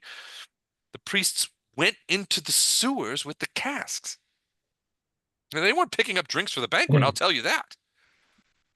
There's something going on, and it's something foul, in my opinion, and it's not just the frozen flow of the sewer. I told you I was reassigned to the Royal Vault. Well, I was relieved tonight. Told to take the day off and enjoy the festival. As far as I can tell, nobody's replacing me tonight either. Now, maybe I I'm want to crazy. roll a sense motive. Okay. I kind of believe him, but I want to make sure. Okay. A 20 cents motive. All right. So, the story is interesting, and it feeds into your suspicions. The guy is odd. Give me a quick knowledge arcana. Excuse me. Is anyone really good with knowledge arcana? Because I'm okay. I'm Not, very much okay with it. not anybody who's here. 22. I got lucky there. I did not. Natural one. Okay. 22 knowledge arcana. There's something about this guy's hat that is, well, you suspect, and it will be hard to sort of do a sort of surreptitious detect magic, although you could probably try it if you want to go and stand by the fire or something like that. But you can't help but wonder the way it is. I mean, basically, the guy's wearing a lot of nondescript clothes. However, the hat looks to be exquisitely made. So like a hat of disguise or something? It's, well, a hat of something, maybe. I mean, you don't know. It doesn't. You guys haven't like detected magic or anything. It's possible. Could I sneeze and furtively cast? Well, if you want to step, I mean, the room is large. There are servants milling about and that kind of stuff. Everybody's sort of sitting at this big wooden table. Theoretically, you could stand up, kind of wander around, and cast a surreptitious detect magic. Um, Um, or I could cast diplomacy and say, "I love your hat. Take it off and let me see who makes such a fine thing." Diplomacy isn't necessarily a charm spell. No. Okay, well, I could always use intimidate, or I could I was just gonna say I've cast. got that, but I don't know what's going Uh, on. So All right. right, Let's see. that right now. Spells. Why is that not showing up? All right, I will furtively cast detect magic. All right, the hat does radiate magic, and it does radiate illusion magic. Uh-huh. If you take a few seconds and let that spell come out. In the meantime, the guy continues talking. He's like, "Look, maybe I'm crazy, and I don't know. I know that you guys. I know." And he looks over to the Duke. He's like, "I apologize, your lordship. I know that right now your relationship with the king is fraught, and I know that." And he looks over at you guys. And he goes, "And I know that you guys don't have that you don't currently stand well with the king, but."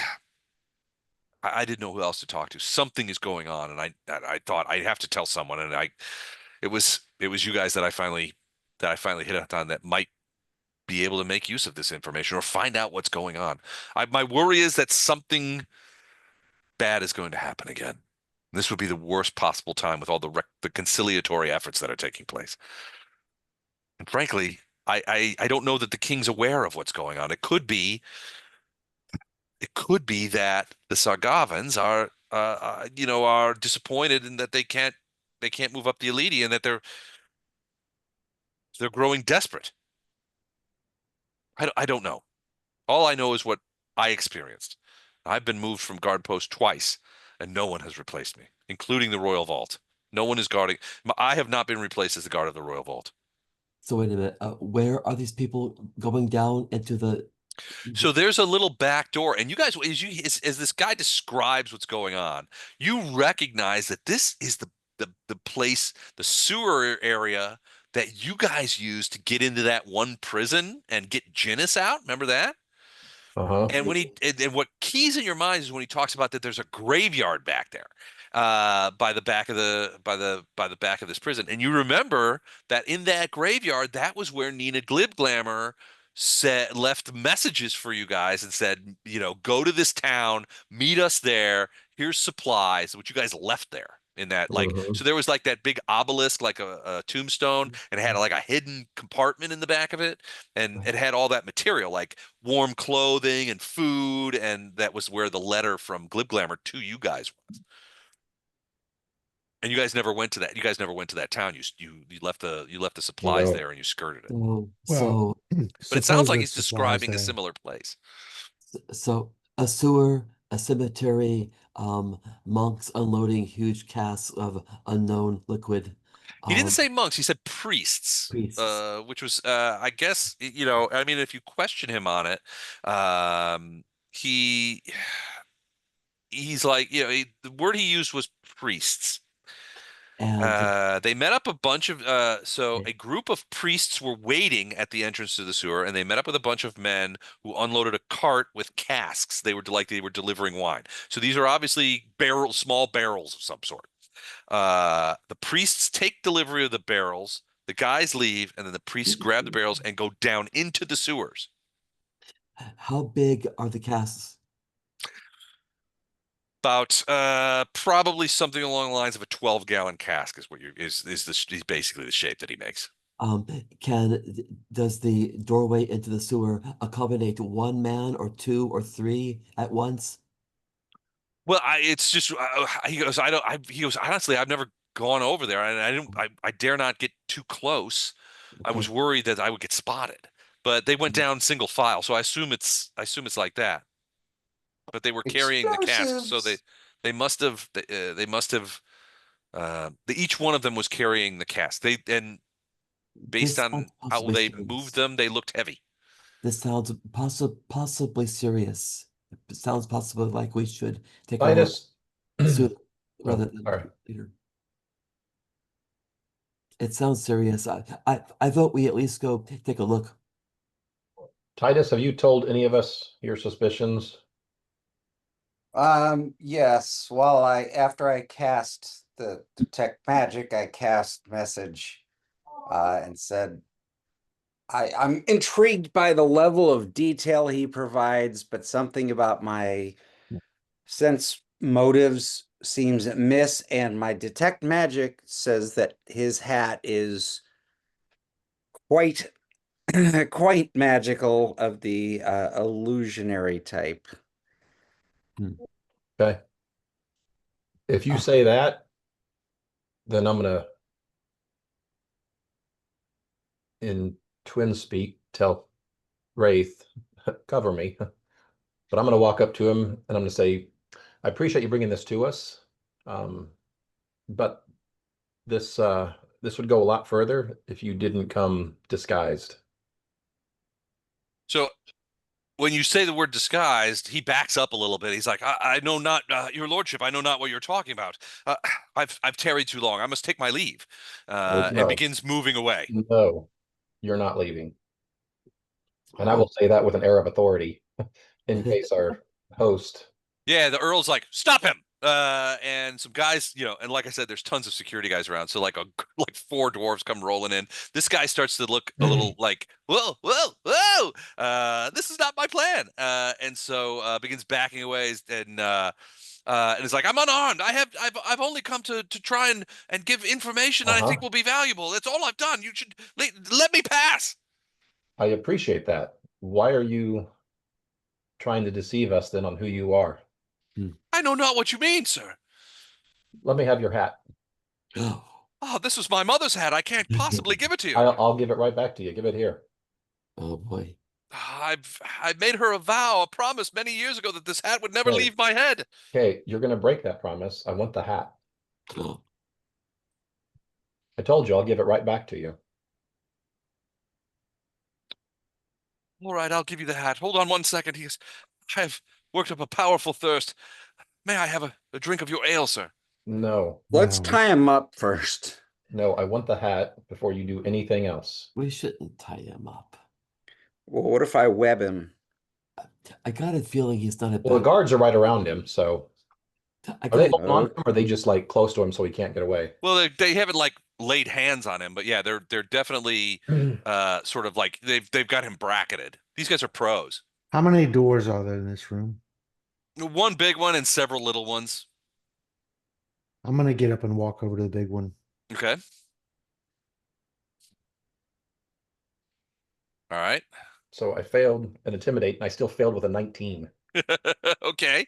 So to what end are you intimidating? Or just like, that kind of thing? No, I'm Like, not the angry yelling thing. This is okay. more the subtle bad things are gonna happen if you don't comply. But yeah, Arendar's very much keeping his cool and talking very calmly. All right. He's looking at you for a second, and then you see a smile cross his face, and in a woman's voice, he says, "I should have known better than to come here." And you see him pull the hat off, and his face begins to change into someone you immediately recognize. Umbridge. This is What the hell? wacky. Hold on a sec. It's screwed up. Well, I would never have guessed. Hey, it's our chick we let go. It's the assassin lady who escaped you at Joss's place. It's that hat. Yep. Look at the hat. She didn't Say, escape us. She let it. I We just let kind her of go. chuckle and say, you just keep taking the wrong jobs. The assassin. She's So- like, I do, you guys. She's like, she comes in, she smiles, and she's like, I'll take that ale now. And she pushes the dwarves away or kind of like step back. The Earl is like, what? She reaches over the table and grabs a glass of wine over there and takes it. And she's like, clamps it down, takes a drink. And she's like, I'll tell you what, I try to help you guys, and you have the discourtesy to try and make me give over my mother's hat? What kind of people are you? Well, She It's sits, just like that she ring sits, that she sits down in the chair. isn't she the one that had the ring that she Yes. swore was she couldn't speak without the ring? yeah. Yes. Yeah. So I basically bring that up as like, oh, just like the ring that allowed you to speak, like that one. I said, you seem to This be is doing all quite well without it. that So was weeks ago. Come on. I yes. thought that was water. I thought that was water under the bridge for us. Oh So dear. I say, who's trying to trap us this time? Who hired you to do this? Nobody hired me. Once you killed Joss, thank you very much for that, by the way. I made a point of laying low for a couple of weeks, and then you guys disappeared from town, and I thought my problems were over. Until suddenly the Sargavans started hunting me throughout the city. I took a job as a guard, and what I told you about the guarding is about these places is the truth. There is something going on. I'm just not sure what it is, and frankly, I'm not sure I want to get directly involved. But I thought I would bring it to you guys as a favor. Why are you doing us a favor? I don't like the Sargavans any more than you do, and I suspect that you're right. That there's some that glib glamour woman is not what she seems to be. Hmm. Hmm. And I guess I don't like to leave things unfinished. Hmm. Well, She Unfinished. reaches over to the pitcher and pours more wine for herself. hmm. At which point, the Earl stammers something like, but by all means, milady, please have some more wine. He's flummoxed by this whole thing. You guys are casting spells. There's people tearing off hats. Dudes are turning into chicks. It's mayhem. Mhm. It's just another day in the life, you know. But she's like, I didn't like to leave this.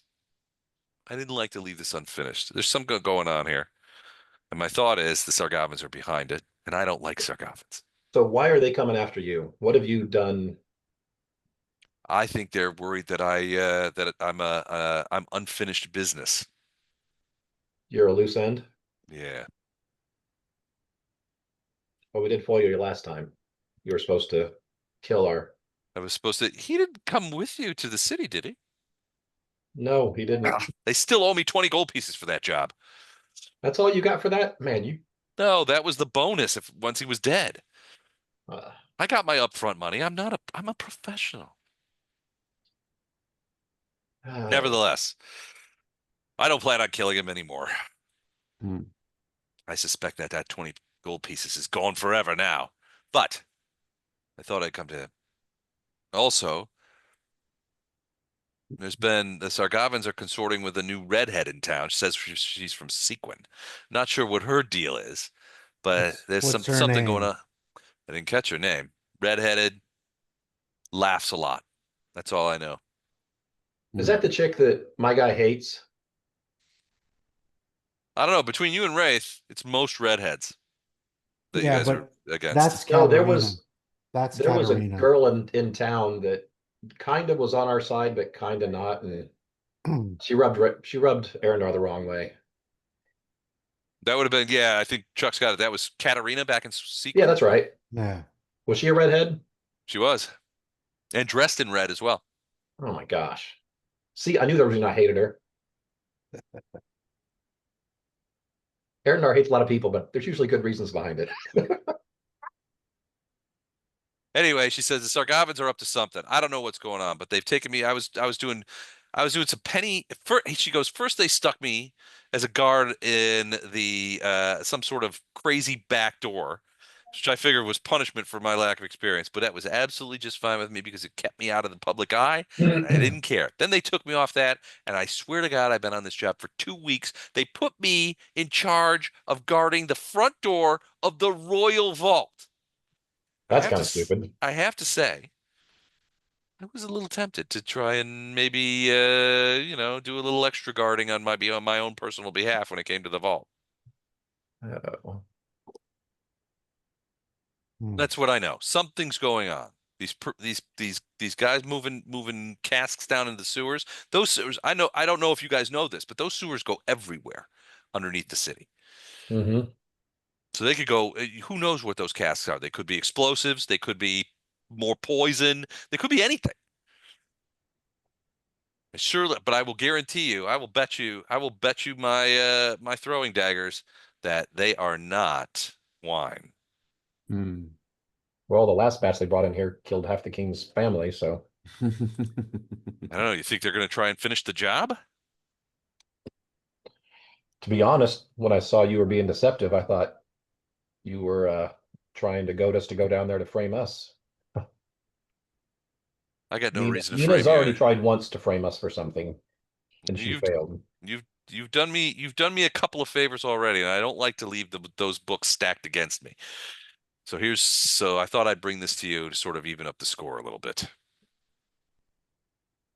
Not quite 100%, but a little bit. Okay. But At this stage. she gets a kind of a shudder. She's like, I got no interest in going down in the sewers. Okay. Zero.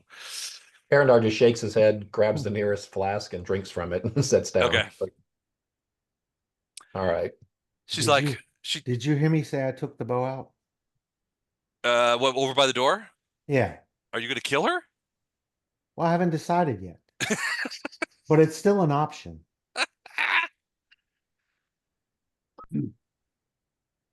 I'll take an arrow out and start getting it to where This is the chick that's sound. like, she's like a fighter type and a monk and something else, isn't she? Yes. You know what? Ono's oh, Ono is going to walk up to her and say, "Good evening. I remember you vaguely. Didn't I punch you in the throat? She says. I'm pretty sure she broke your nose. Well, I seem to remember last time you had a lesson to teach me, but I Punch him in the nose again. I seem to have forgotten the lesson that I learned." I just hear Wraith in the background. Punch him again. As you come over there and sort of like talking to her, I remember you punched me in the nose. Does that mean you like me? That kind of thing. She reaches out and she rubs a hand across your face. You say you're 19? Yes. So you immediately become very aware that underneath the sort of tough exterior and the little football game eye black that she's got on, she's quite an attractive young woman. Oh dear. Teenager. She reaches out and caresses your cheek, and she's like, "Sorry Ah, about the nose."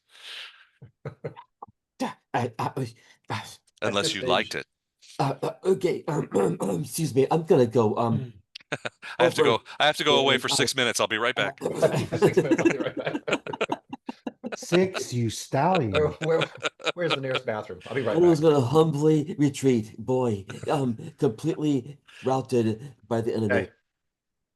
I'm gonna tell. Do we remember her name? Did she tell us her name? Now you're gonna ask me her name. I had it. Um, Because Arendar would remember that stuff.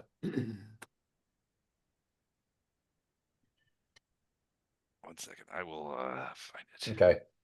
Anyway, he's gonna address her by name and say, next time, ditch the disguise and just come tell us.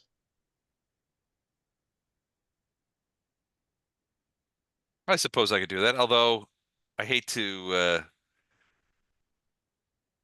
have a hat of disguise and not use it. Okay. I never took the hat from her. She just took it off. So apparently, I think She she took it still has it, off. right? She Yeah. pulled it off. Yeah, she still got it. She still got it. So Yeah. at this I mean, stage, I'm like, okay, I don't see a reason to keep her I'm gonna unless draw anybody the. else. Pixis is her name. Pixis. Yeah. I'm So gonna yeah, he'll draw say, the. I'm gonna draw the bow. Okay. So See you're what her reaction is. yeah. well. He'll I say, mean, take she's this. not. She's kind of far away from you guys. So the door. You're over by the She's door, not right? 150 feet away from us. She's not 150 feet, She's but more within like range. 50. Oh yeah, she's definitely within range, but she might not be paying attention. Although you do see that she is sort of angled. She's been sitting down and she sort of angled the chair so that there's like a guy in between, that kind of stuff. So you get the impression that she's aware, but she seems to be quite nonchalant about it. And basically, Nice. she finishes off the wine and she's like, "All right, that's all I know, Earl. Can I can I presume that I may be able to depart in peace?" And the Earl's like, yeah, I think that'd be fine. Do you guys, and he kind of looks over, he kind of shakes it up. He's like, he looks over at you guys. He's like, do you guys have any other questions for her? No, we're good for now.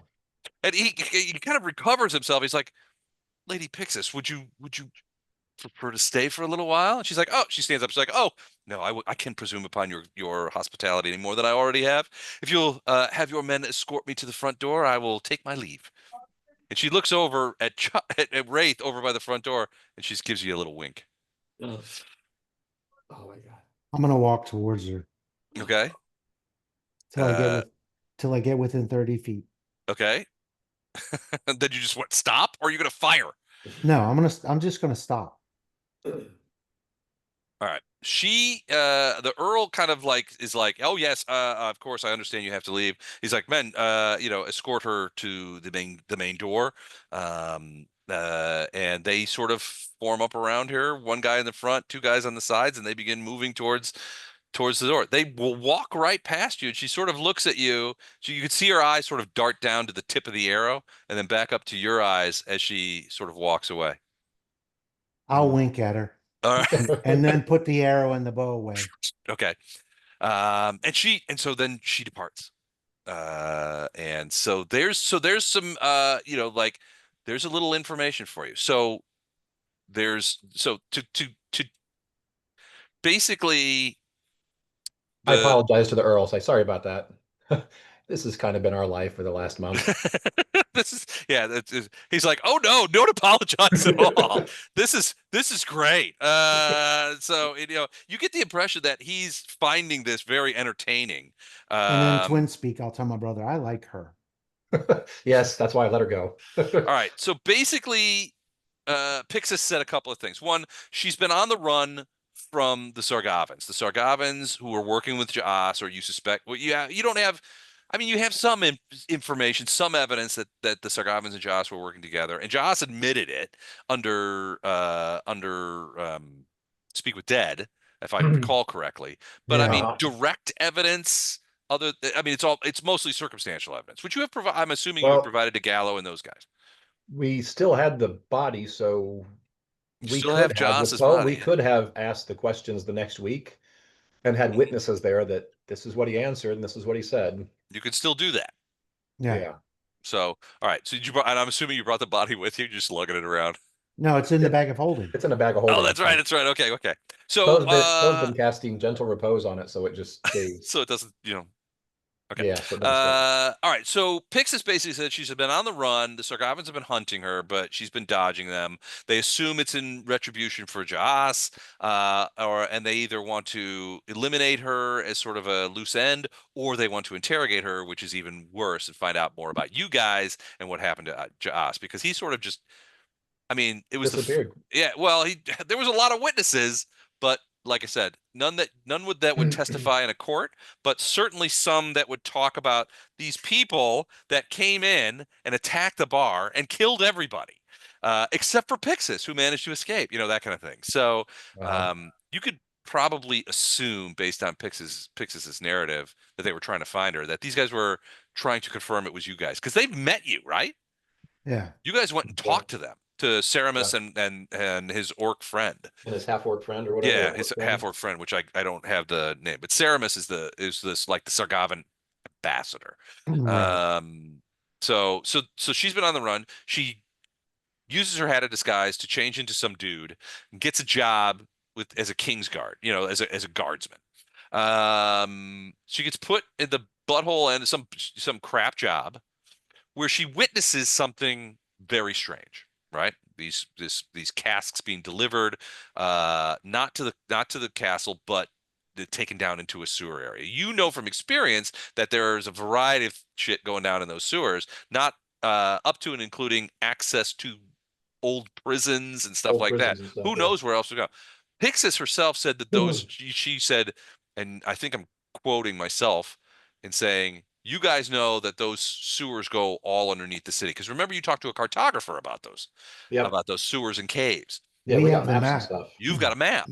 So basically, she says, so people went down there and she referred to them as priests. And then a day after that, she gets transferred. And she gets transferred in a manner that looks like a huge promotion, at least a huge increase in responsibility. She's doing that for a while. And then she gets transferred off of that. She goes back and checks. Nobody's at her old post. Nobody was at her new post. No replacements. So there's no guard at the back. There doesn't seem to be any regular guard at the vault. And it's just like that doesn't make a ton of sense. And it's good that both Ducalo and this guy heard this too. So Yeah. I mean, both of them agree that that doesn't make a ton of sense. And there should be that kind of stuff. It's quite possible that the priests are. What's the anti-magic wing of the Zargavans? the Inquisitors, Yes. Yeah. The Scourge.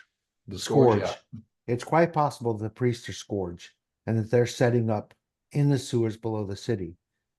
It's possible. Now that You found a Scourge priest underneath it was hiding out over by Sequin in the caves over by Sequin. So that's not Yeah. out of the realm of opportunity. It's something they've done before. well, he was a Scourge. He was a paid off priest.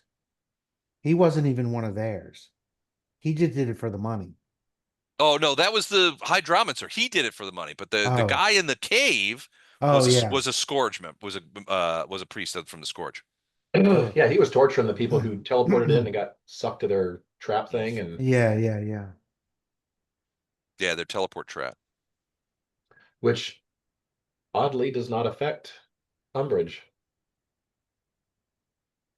Which it does not. Yeah, she managed Which to get is not back. oddly at all. I know why. But So it sounds like, I mean, I'm not the smart one here. I'll ask Andrew's character. It sounds like we need to investigate the sewers. Yeah. yeah, Think Vondi's so. our smart one. He's not here. Oh, Ono's back. Are you finished playing the skin flute? Good job, buddy. 6 minutes on the dot. On the dot. The He 6 is minute lawful, so you know. the 6 minute workout. 1, 2, 3, 4, 1, 2, 3, 4, 1, 2, 3, 4. Switch. If you've lived in DC long enough, you know where that's from. Oh man. Oh my God. Well, I was saying, isn't the sewer next to the cemetery? Les? It's next to that one. I mean, that's where you guys came out from when you guys rescued Ginnis, Right.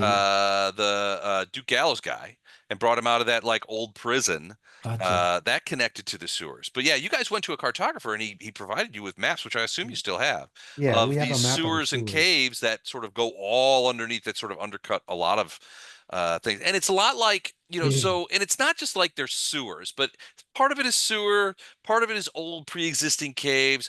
Part of it is carved out places that have subsequently been abandoned. Some of it is like sub basements that nobody uses anymore that are connected by a tunnel to these guys, places where they were lagering beer. It's all different kinds of like underground kind of unused areas, and they all sort of connect with each other. What could go wrong? They say sewers under the city is the DM's playground. That's right. So the question is, one, does anybody have a reason to go to that magic store? because there was one in Bresk that you had to be a member or Oh, tunnel get homes, yeah, tunnel homes, which we can get into. We've been accepted at. right. So do we need, and with how much money do we have at this point? And Mike's the I one that has haven't that. added it up.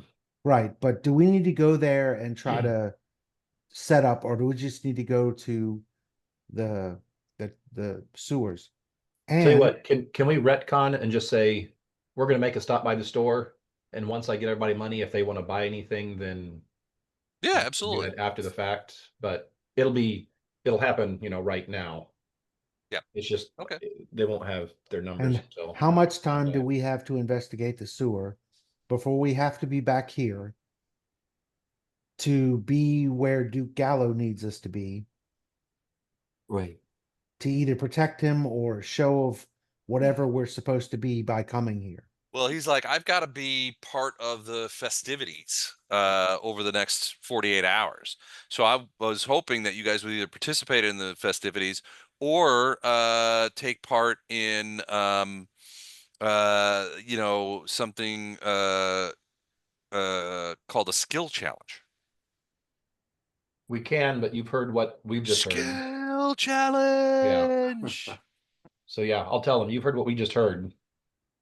Is this more urgent than what you need us for, or I don't know. I think yeah,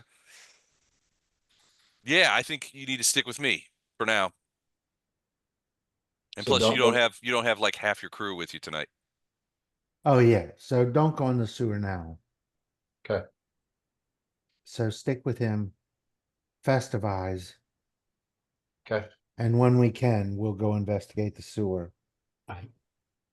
So what I love about the skill challenge image is the pig. Yes. I'm not sure what skill that is. But that pig looks He looks very happy. he looks pleased with himself. Yeah, he looks like something, like he's done something to these guys. And if we look behind the pig, Great. behind the two dwarven guards, there looks like a guy whose hands are tied back there. So I'm not sure what kind of skill challenge is going on with this pig, but That's the butcher. That pig's happy he's not bacon and all right. ham at this point.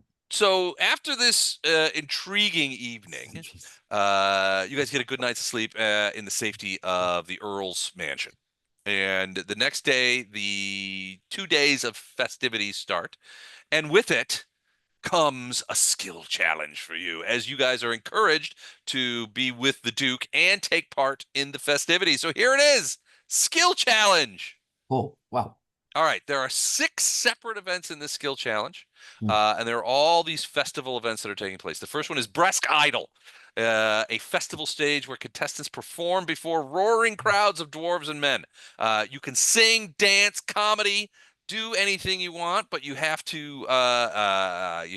So the deal with these skill challenges is you have to pass all 3, or try to pass all 3. Wow, awesome. Wow. And rewards are rated based on it. There's no way. Aid is a thing. It just. You can be any perform skill. Titus has performed, doesn't he? Probably. Let me see.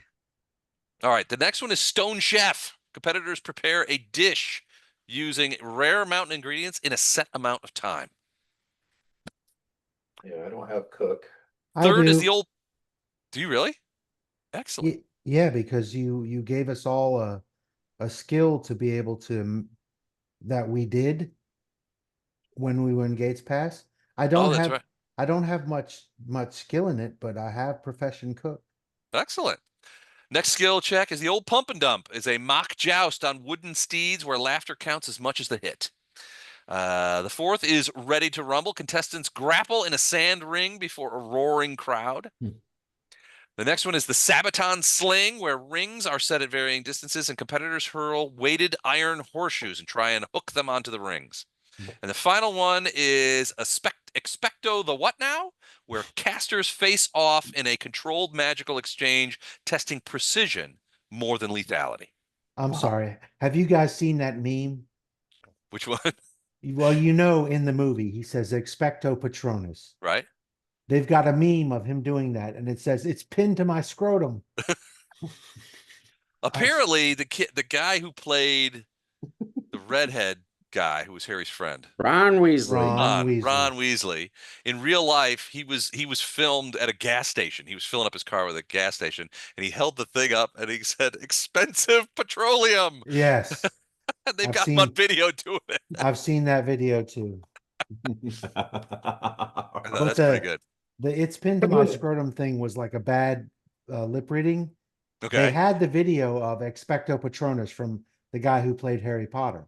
They just changed the audio, and if you watch it, it looks like that's what he says Have because it you ever matches up perfectly with his lip syncing. have you ever seen the one that they did for Game of Thrones called like where it's like they work it's a bad lip reading one, but it's like they Bad work lip for a reading. where they work for a Renaissance fair? Yeah. Oh my God, it's a scream. With and they had what was the guy who was the evil guy who got Ned killed and he was a schemer and he's like it's just Littlefinger. Littlefinger. They got him like he's got this weird voice and he's like it's just kitten meat. You're making kitten burgers. It's not a big deal. Yeah, and it's just like I was dying the first time I saw it. It's great. Absolutely fantastic. Yeah. All right, so here's the challenge, the skill challenge. We've got some opportunities here. There are rewards for each of them. So now I pass it to you. Who amongst you would like to take the shit? Now you are not required to. No individual is required to do all these challenges. But if there Right. is somebody who has something in there and they want to try one, and they can get the other guys to help them, and you possibly can do it, there are rewards. I think the fifth one, Wraith has a good chance of doing. Mine would be the fourth one, but the strength check at 20. I'm stronger than almost anyone probably in this town, but that still gives me like a 1 in 4 chance of doing that. So, and I don't have perform at all, so that would just be charisma. I don't have only perform and I don't have charisma. Eric, do you have charisma? I have no. I am really actually not very charming in the slightest. Okay. I do have acrobatics. I'm very, very good at acrobatics.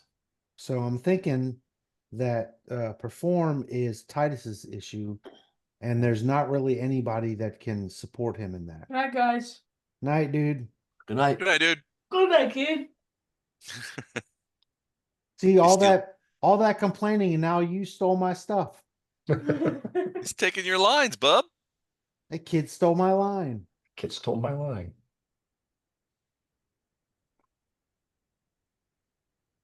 So you can do perform, but nobody can aid you because nobody has any charisma. It or would be skill in What? it. I mean, I have charisma. can I mean, perform- I have a any of little us. bit of charisma, but not as much I as can't Mike. hear you. The dogs are barking. Well, Mike, you're probably the only one that could try to get an aid if you have a decent charisma score. you can do perform untrained, which means it would be a charisma bonus roll. Right, so it's +2 for me. Yeah. And it's +0 for me, so I'm out. And it's what's your charisma, Eric? Very average. Probably 10. 10-ish, yeah, ish. Yeah, so you don't have any either. So you can try to aid Titus. Okay. No, not you, Mike. Can try to aid Titus with a raw charisma roll. Right. Yeah, I've got about a 1 in 3 chance of doing it, so there's a chance. Yeah. So the So idea, so you saying don't have to there's a necessarily chance. you don't have to hit 22 on perform to aid him. All you have to do is No, hit 10 or 15. better. Oh, was it 10? I thought it was 15. Okay. So roll a even 10 better. or better on your check. The character you're helping gets a +2 bonus on their check. But you can't take 10 on the aid another. Right. Yeah, I can aid on a bunch of these. I've got diplomacy skill. I've Yeah. got sense motive. I've got survival. Not that great at it, but I've got bluff. Which one are we talking about? I think Perform. several Mike, of them. Mike needs to roll. I don't even see that as a skill. What's that? perform. Yeah. No, perform is one that you add in at the bottom, and it's got to be a specific perform skill, like perform singing or perform dancing or something like that. Okay. In this case, it doesn't matter what you do. You're just performing for the crowd. Right. And I Well, believe. one of the skills I can give my horse is perform. Okay, You you could must. do that if you want it, but yeah, I mean that'll be it. You won't be able to do anything else with it. With the horse, I Okay. mean, you won't be able to. You get one trick that you could teach the horse.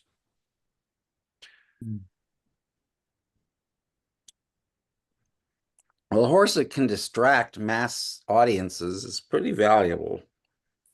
Well, Ono could do That's a good point. cartwheels.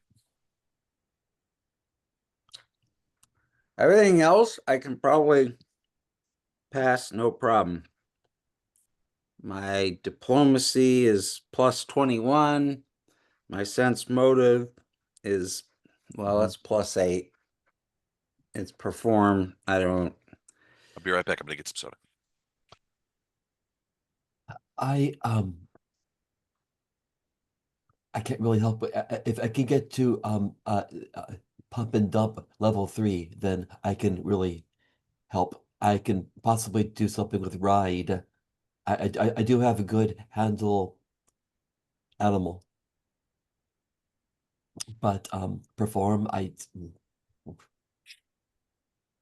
can do cartwheels. That's about it. I'm thinking of that scene and History of the World Part 1 where the caveman is doing his routine and uh, uh, uh, Tr- Tyrannosaurus Rex bops in and grabs him, and uh, that's when the other cavemen laugh. Anyway, that's Ono trying to do a perform.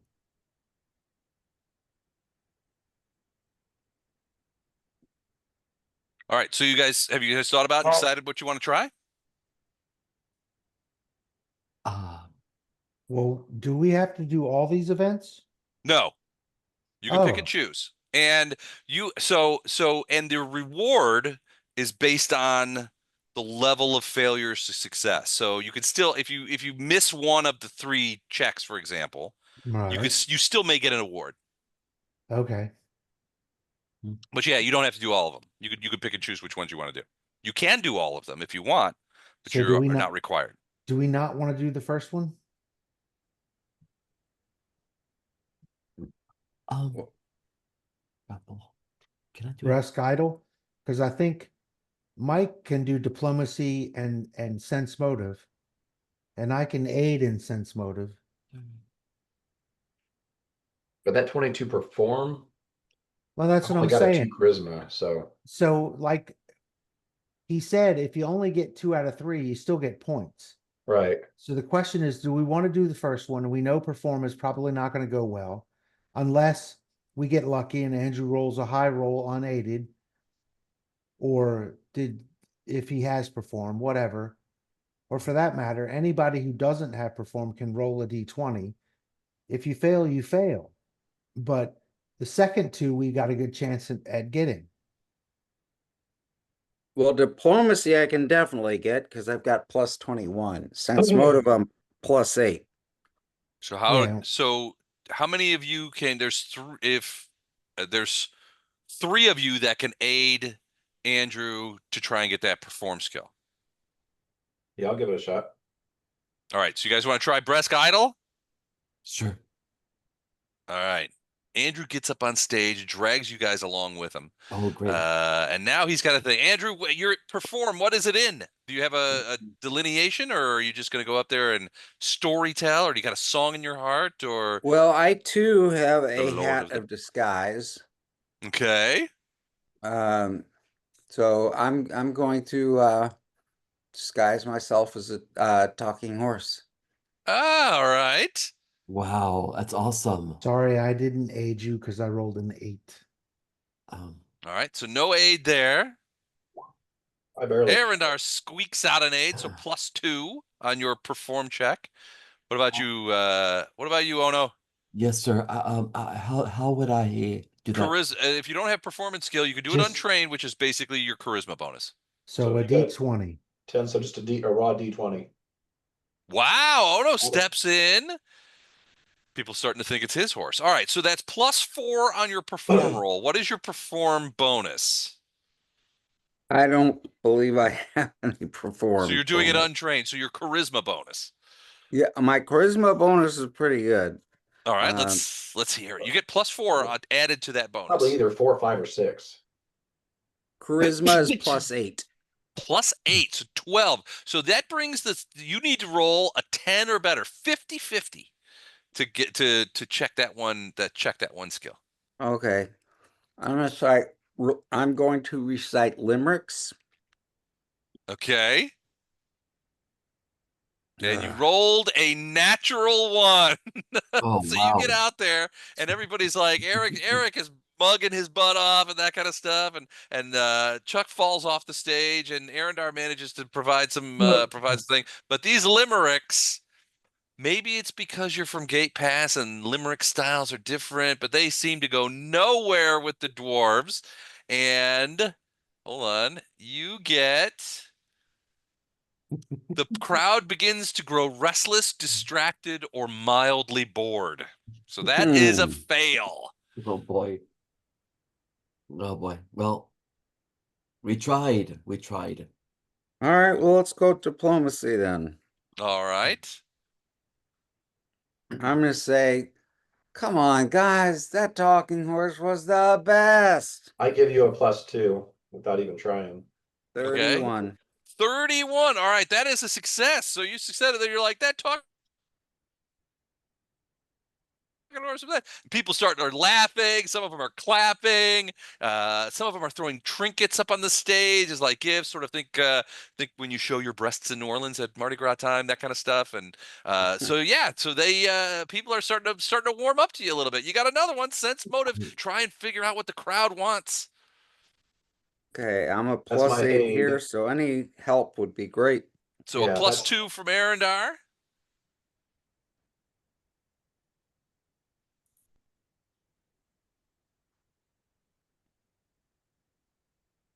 Anybody else want to it? help with a diplomacy check? I will Try and bring the try. heat. My Or diplomacy is sense not motive.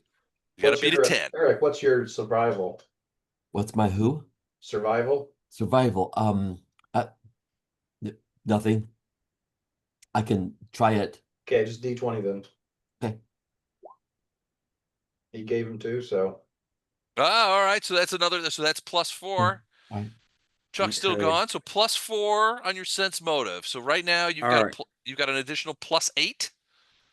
So just add that to whatever I roll, 17 plus.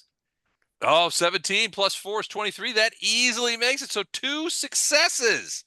Nice. The crowd turns around. They begin cheering and throwing more little trinkets and gifts. So first things first, as you reach down and gather up various kinds of beads and empty ale mugs and stuff and small gifts that they throw on the thing as they're clapping away, you gather up probably 10 gold pieces worth of little trinkets and that kind of stuff.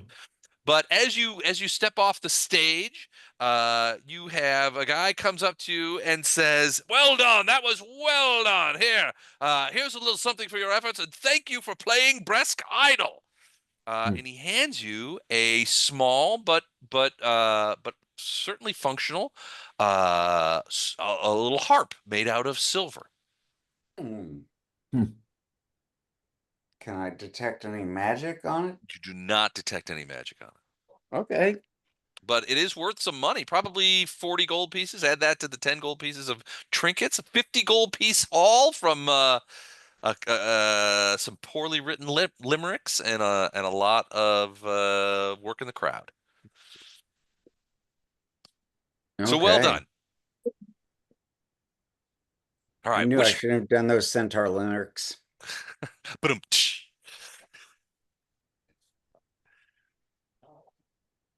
all right, what next? Well, survival and bluff are pretty much guaranteed for us, aren't they, I don't know. Mike? My survival's only a 7. My survival is just average. If anybody could ride a horse, I mean, I can ride a horse, but not My great. ride is an 8. Well, they're my not actually horses, so they're wooden jousting oh things. wait, It's a you know mock what? joust. Hold on a minute. Hold on a minute. I have actually a very strong ride. I bet I can do pop and dump skills 1 and 3 if we could do something for 2. Actually, I'm confident about pop and dump 1 and 3. I can assist with ride, and I can assist with acrobatics. Yeah, those are the Yeah. two I can easily Yeah, I assist can with. assist with those as well. All right, so you guys are gonna try the old pump it up. You're putting Ono on a fake horse to do That's right. comedic jousts. Actually, Ono does have a very good ride. So should I? Okay, so it's a fake horse. Yeah, it's Mock with horse. wheels, so these are Wheels, yeah. mock jousts. That's great. You But know they're what? done for comedic effect. Totally. I'm gonna ham it up. I'm gonna just yeah. Hey. Oh no. Yeah. I'm That gonna would be in your perform check. ham it up. So anyway, but should I do my ride check first? Sure. Do you want anybody to help you? Sure. Okay. Wow. That's nice. All right. Wraith comes in, throws a rope around him to keep him from falling off it, Thank to the you. cheers of the spectators. Okay, great. Thank you. I will take it. And I shall roll. Wow, nice. Arendar gives him another plus. What Thank you. about you, Titus? So how do I do this? I roll my Your 20 ride Ride check. plus. skill. Right. Yeah, if you have a ride skill, you roll Yes. ride, and then if you got to beat a 10, and if you beat a 10, you get plus. He gets plus 2. 16. 16. So plus 6 you Okay. get on So your ride roll. So that's what's your ride skill? What's your ride bonus? here's my oh, I rolled a 1. A run, but it's a 15 plus 6. 6 is a 21. That is a succeed. The natural 1 creates a lot of comedic effect, and the everyone is laughing uproariously at your monkish antics. Great, great. You know, I feel like, Aang and the early episodes of Avatar. Okay, here's my attempt to help you with perform. Okay. Got it. Okay, great. I'm gonna juggle hamsters or something. I don't know. I got it too, actually. So that's plus Sweet. 4. All right, plus Wait, I thought he 4. succeeded at ride. Okay. It got the. Oh, sorry. I'll fix that. Thank you. Andrew, you want to try perform, helping him with a perform? Sure, I would love to do that. Okay. And he gets plus 6 on the perform. How did you Okay. pull that rabbit out of a hat? All right, he's juggling hamsters. You guys are throwing extra hamsters in him. He's Okay, juggling great. those two very I deftly. roll a 10. 10 plus 6 is 16. That is a fail. You drop the hamsters and they die horribly. Damn.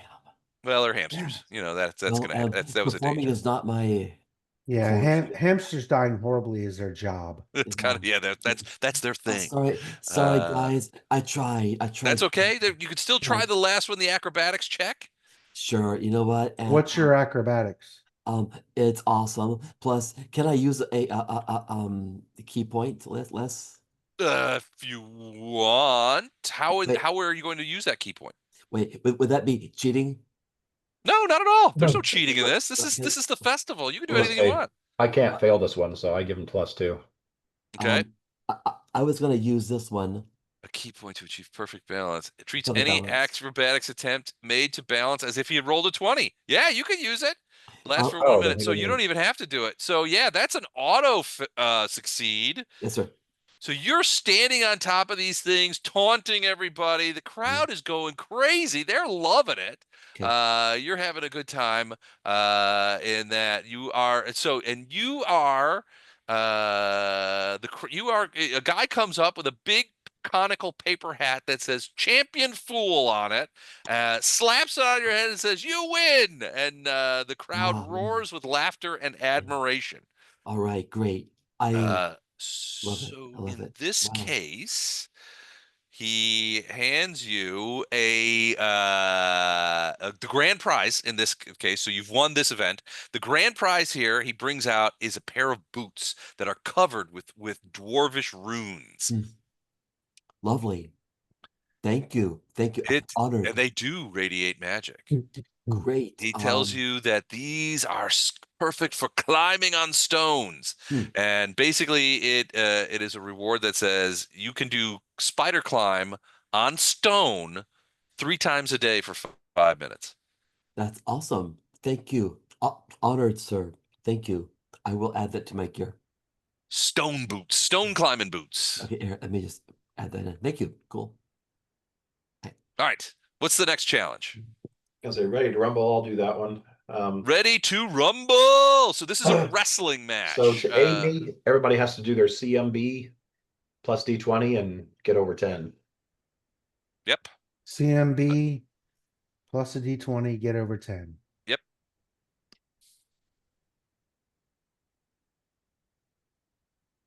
Plus 2. Made it. I got 2.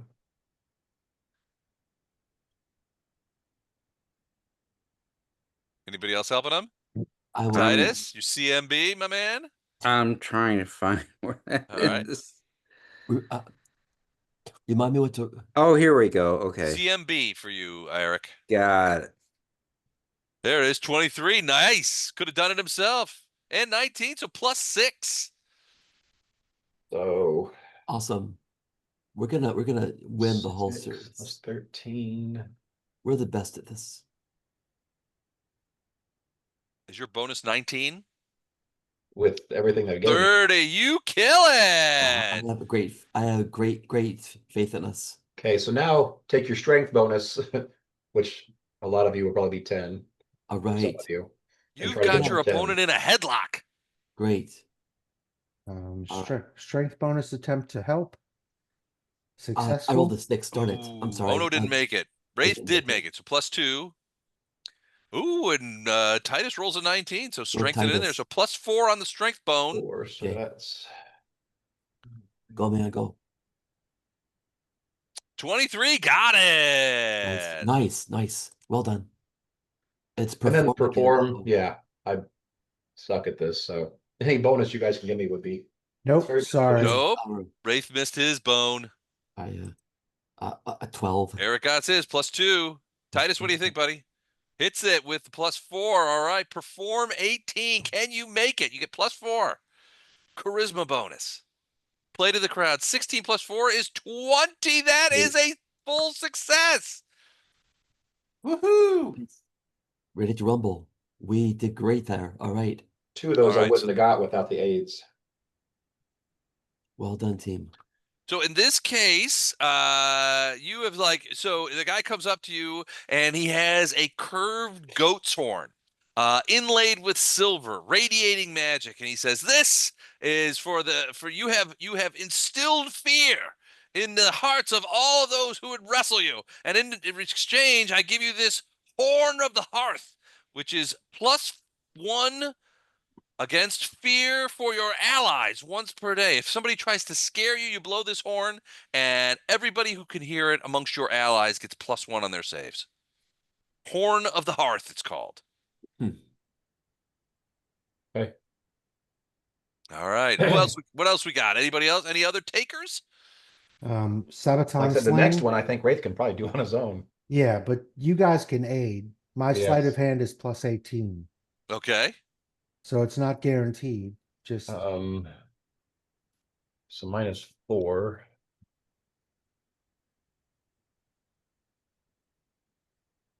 So you got 2 for me.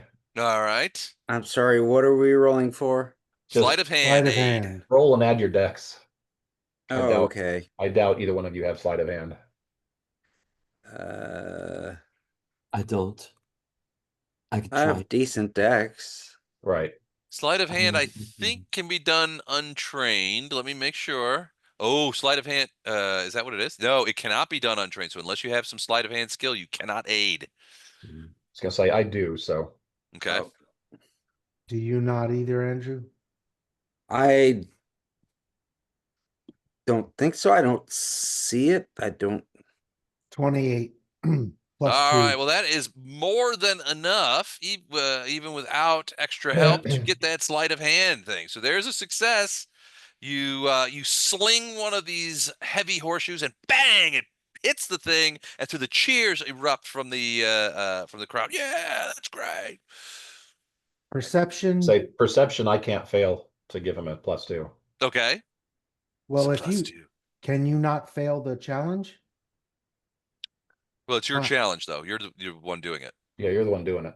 well, but we could do different ones before, or you have to do all three of them. You have to do, You yeah, have to one do all person has to three do of all them. 3 of those in a row. Unless you want to Okay. try to do a switcheroo. You guys No, are no. twins after all.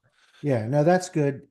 Just give me whichever aids you can in perception. So everybody roll perception.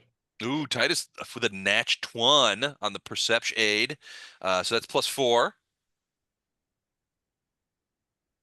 And Eric, do you want to aid on perception? Try and get a 10 or better? My I know your best. perception scores have not been super great. Trying to find it. Yeah, there it is. Sorry. And 27. There it is, +6 on your perception roll. Let's see it. Natural 1 +6 is 22. That will be enough. Wow. Good. Woohoo! You almost miss it. You almost, you're like, they're like, throw it at that one. You can't hardly see it, but you sling it over there and you manage to nail it. All right, finally, ranged attack. Can you even lose this? Yes. Yes. Can you? Okay. I Natural give 1. you a +2 without even, I can't fail, so. Right. So +2, Okay. plus Titus 4. with a range attack, +4.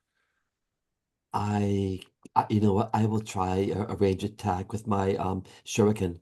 Yep, Here we go. 22.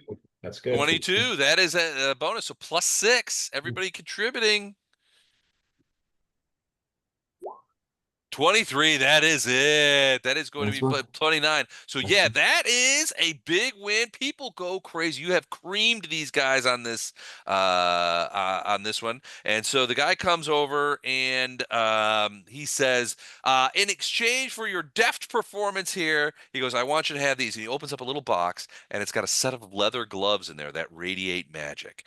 These are gloves of quick fingers, which will give you +5 to any sleight of hand check once per day Wow. if You you're write, wearing the gloves. you writing that down, Mike? They're called No, I figure gloves of each quick person fingers. would get their own, but, because I didn't write down the other one that, I wrote down the boots of stone climbing. And I'm also totally happy to sell those if we need. I Right. didn't get anything magic. I'm just Well, asking. there's still one left that you've got to do. I'm just asking because okay, I it's just wrote it down. they're not guaranteed to come to me if they're useful to someone else. So Like I said, I wrote it down, so it's in the party booty thing.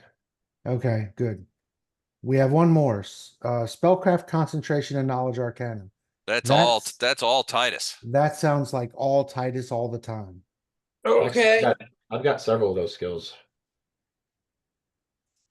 Can any of I- them be done untrained? I've I actually don't- trained in both of those. Yes, I get it, but I don't think so. So I may not be able to help at all. Yeah, I'm knowledge check. +14 spellcraft. Okay. I am. I have no stuff. Where's constipation? Knowledge. You have to make a concentration check, yeah, essentially, which is your spellcaster level. Yeah. Plus I gave you a any- +2 for spellcraft. All right, +2 for spellcraft. I've got +14 for spellcraft. All right, so now you're at +16, so you need a 7 or better to pass that one. Okay, so let's see. 3 spellcraft +14.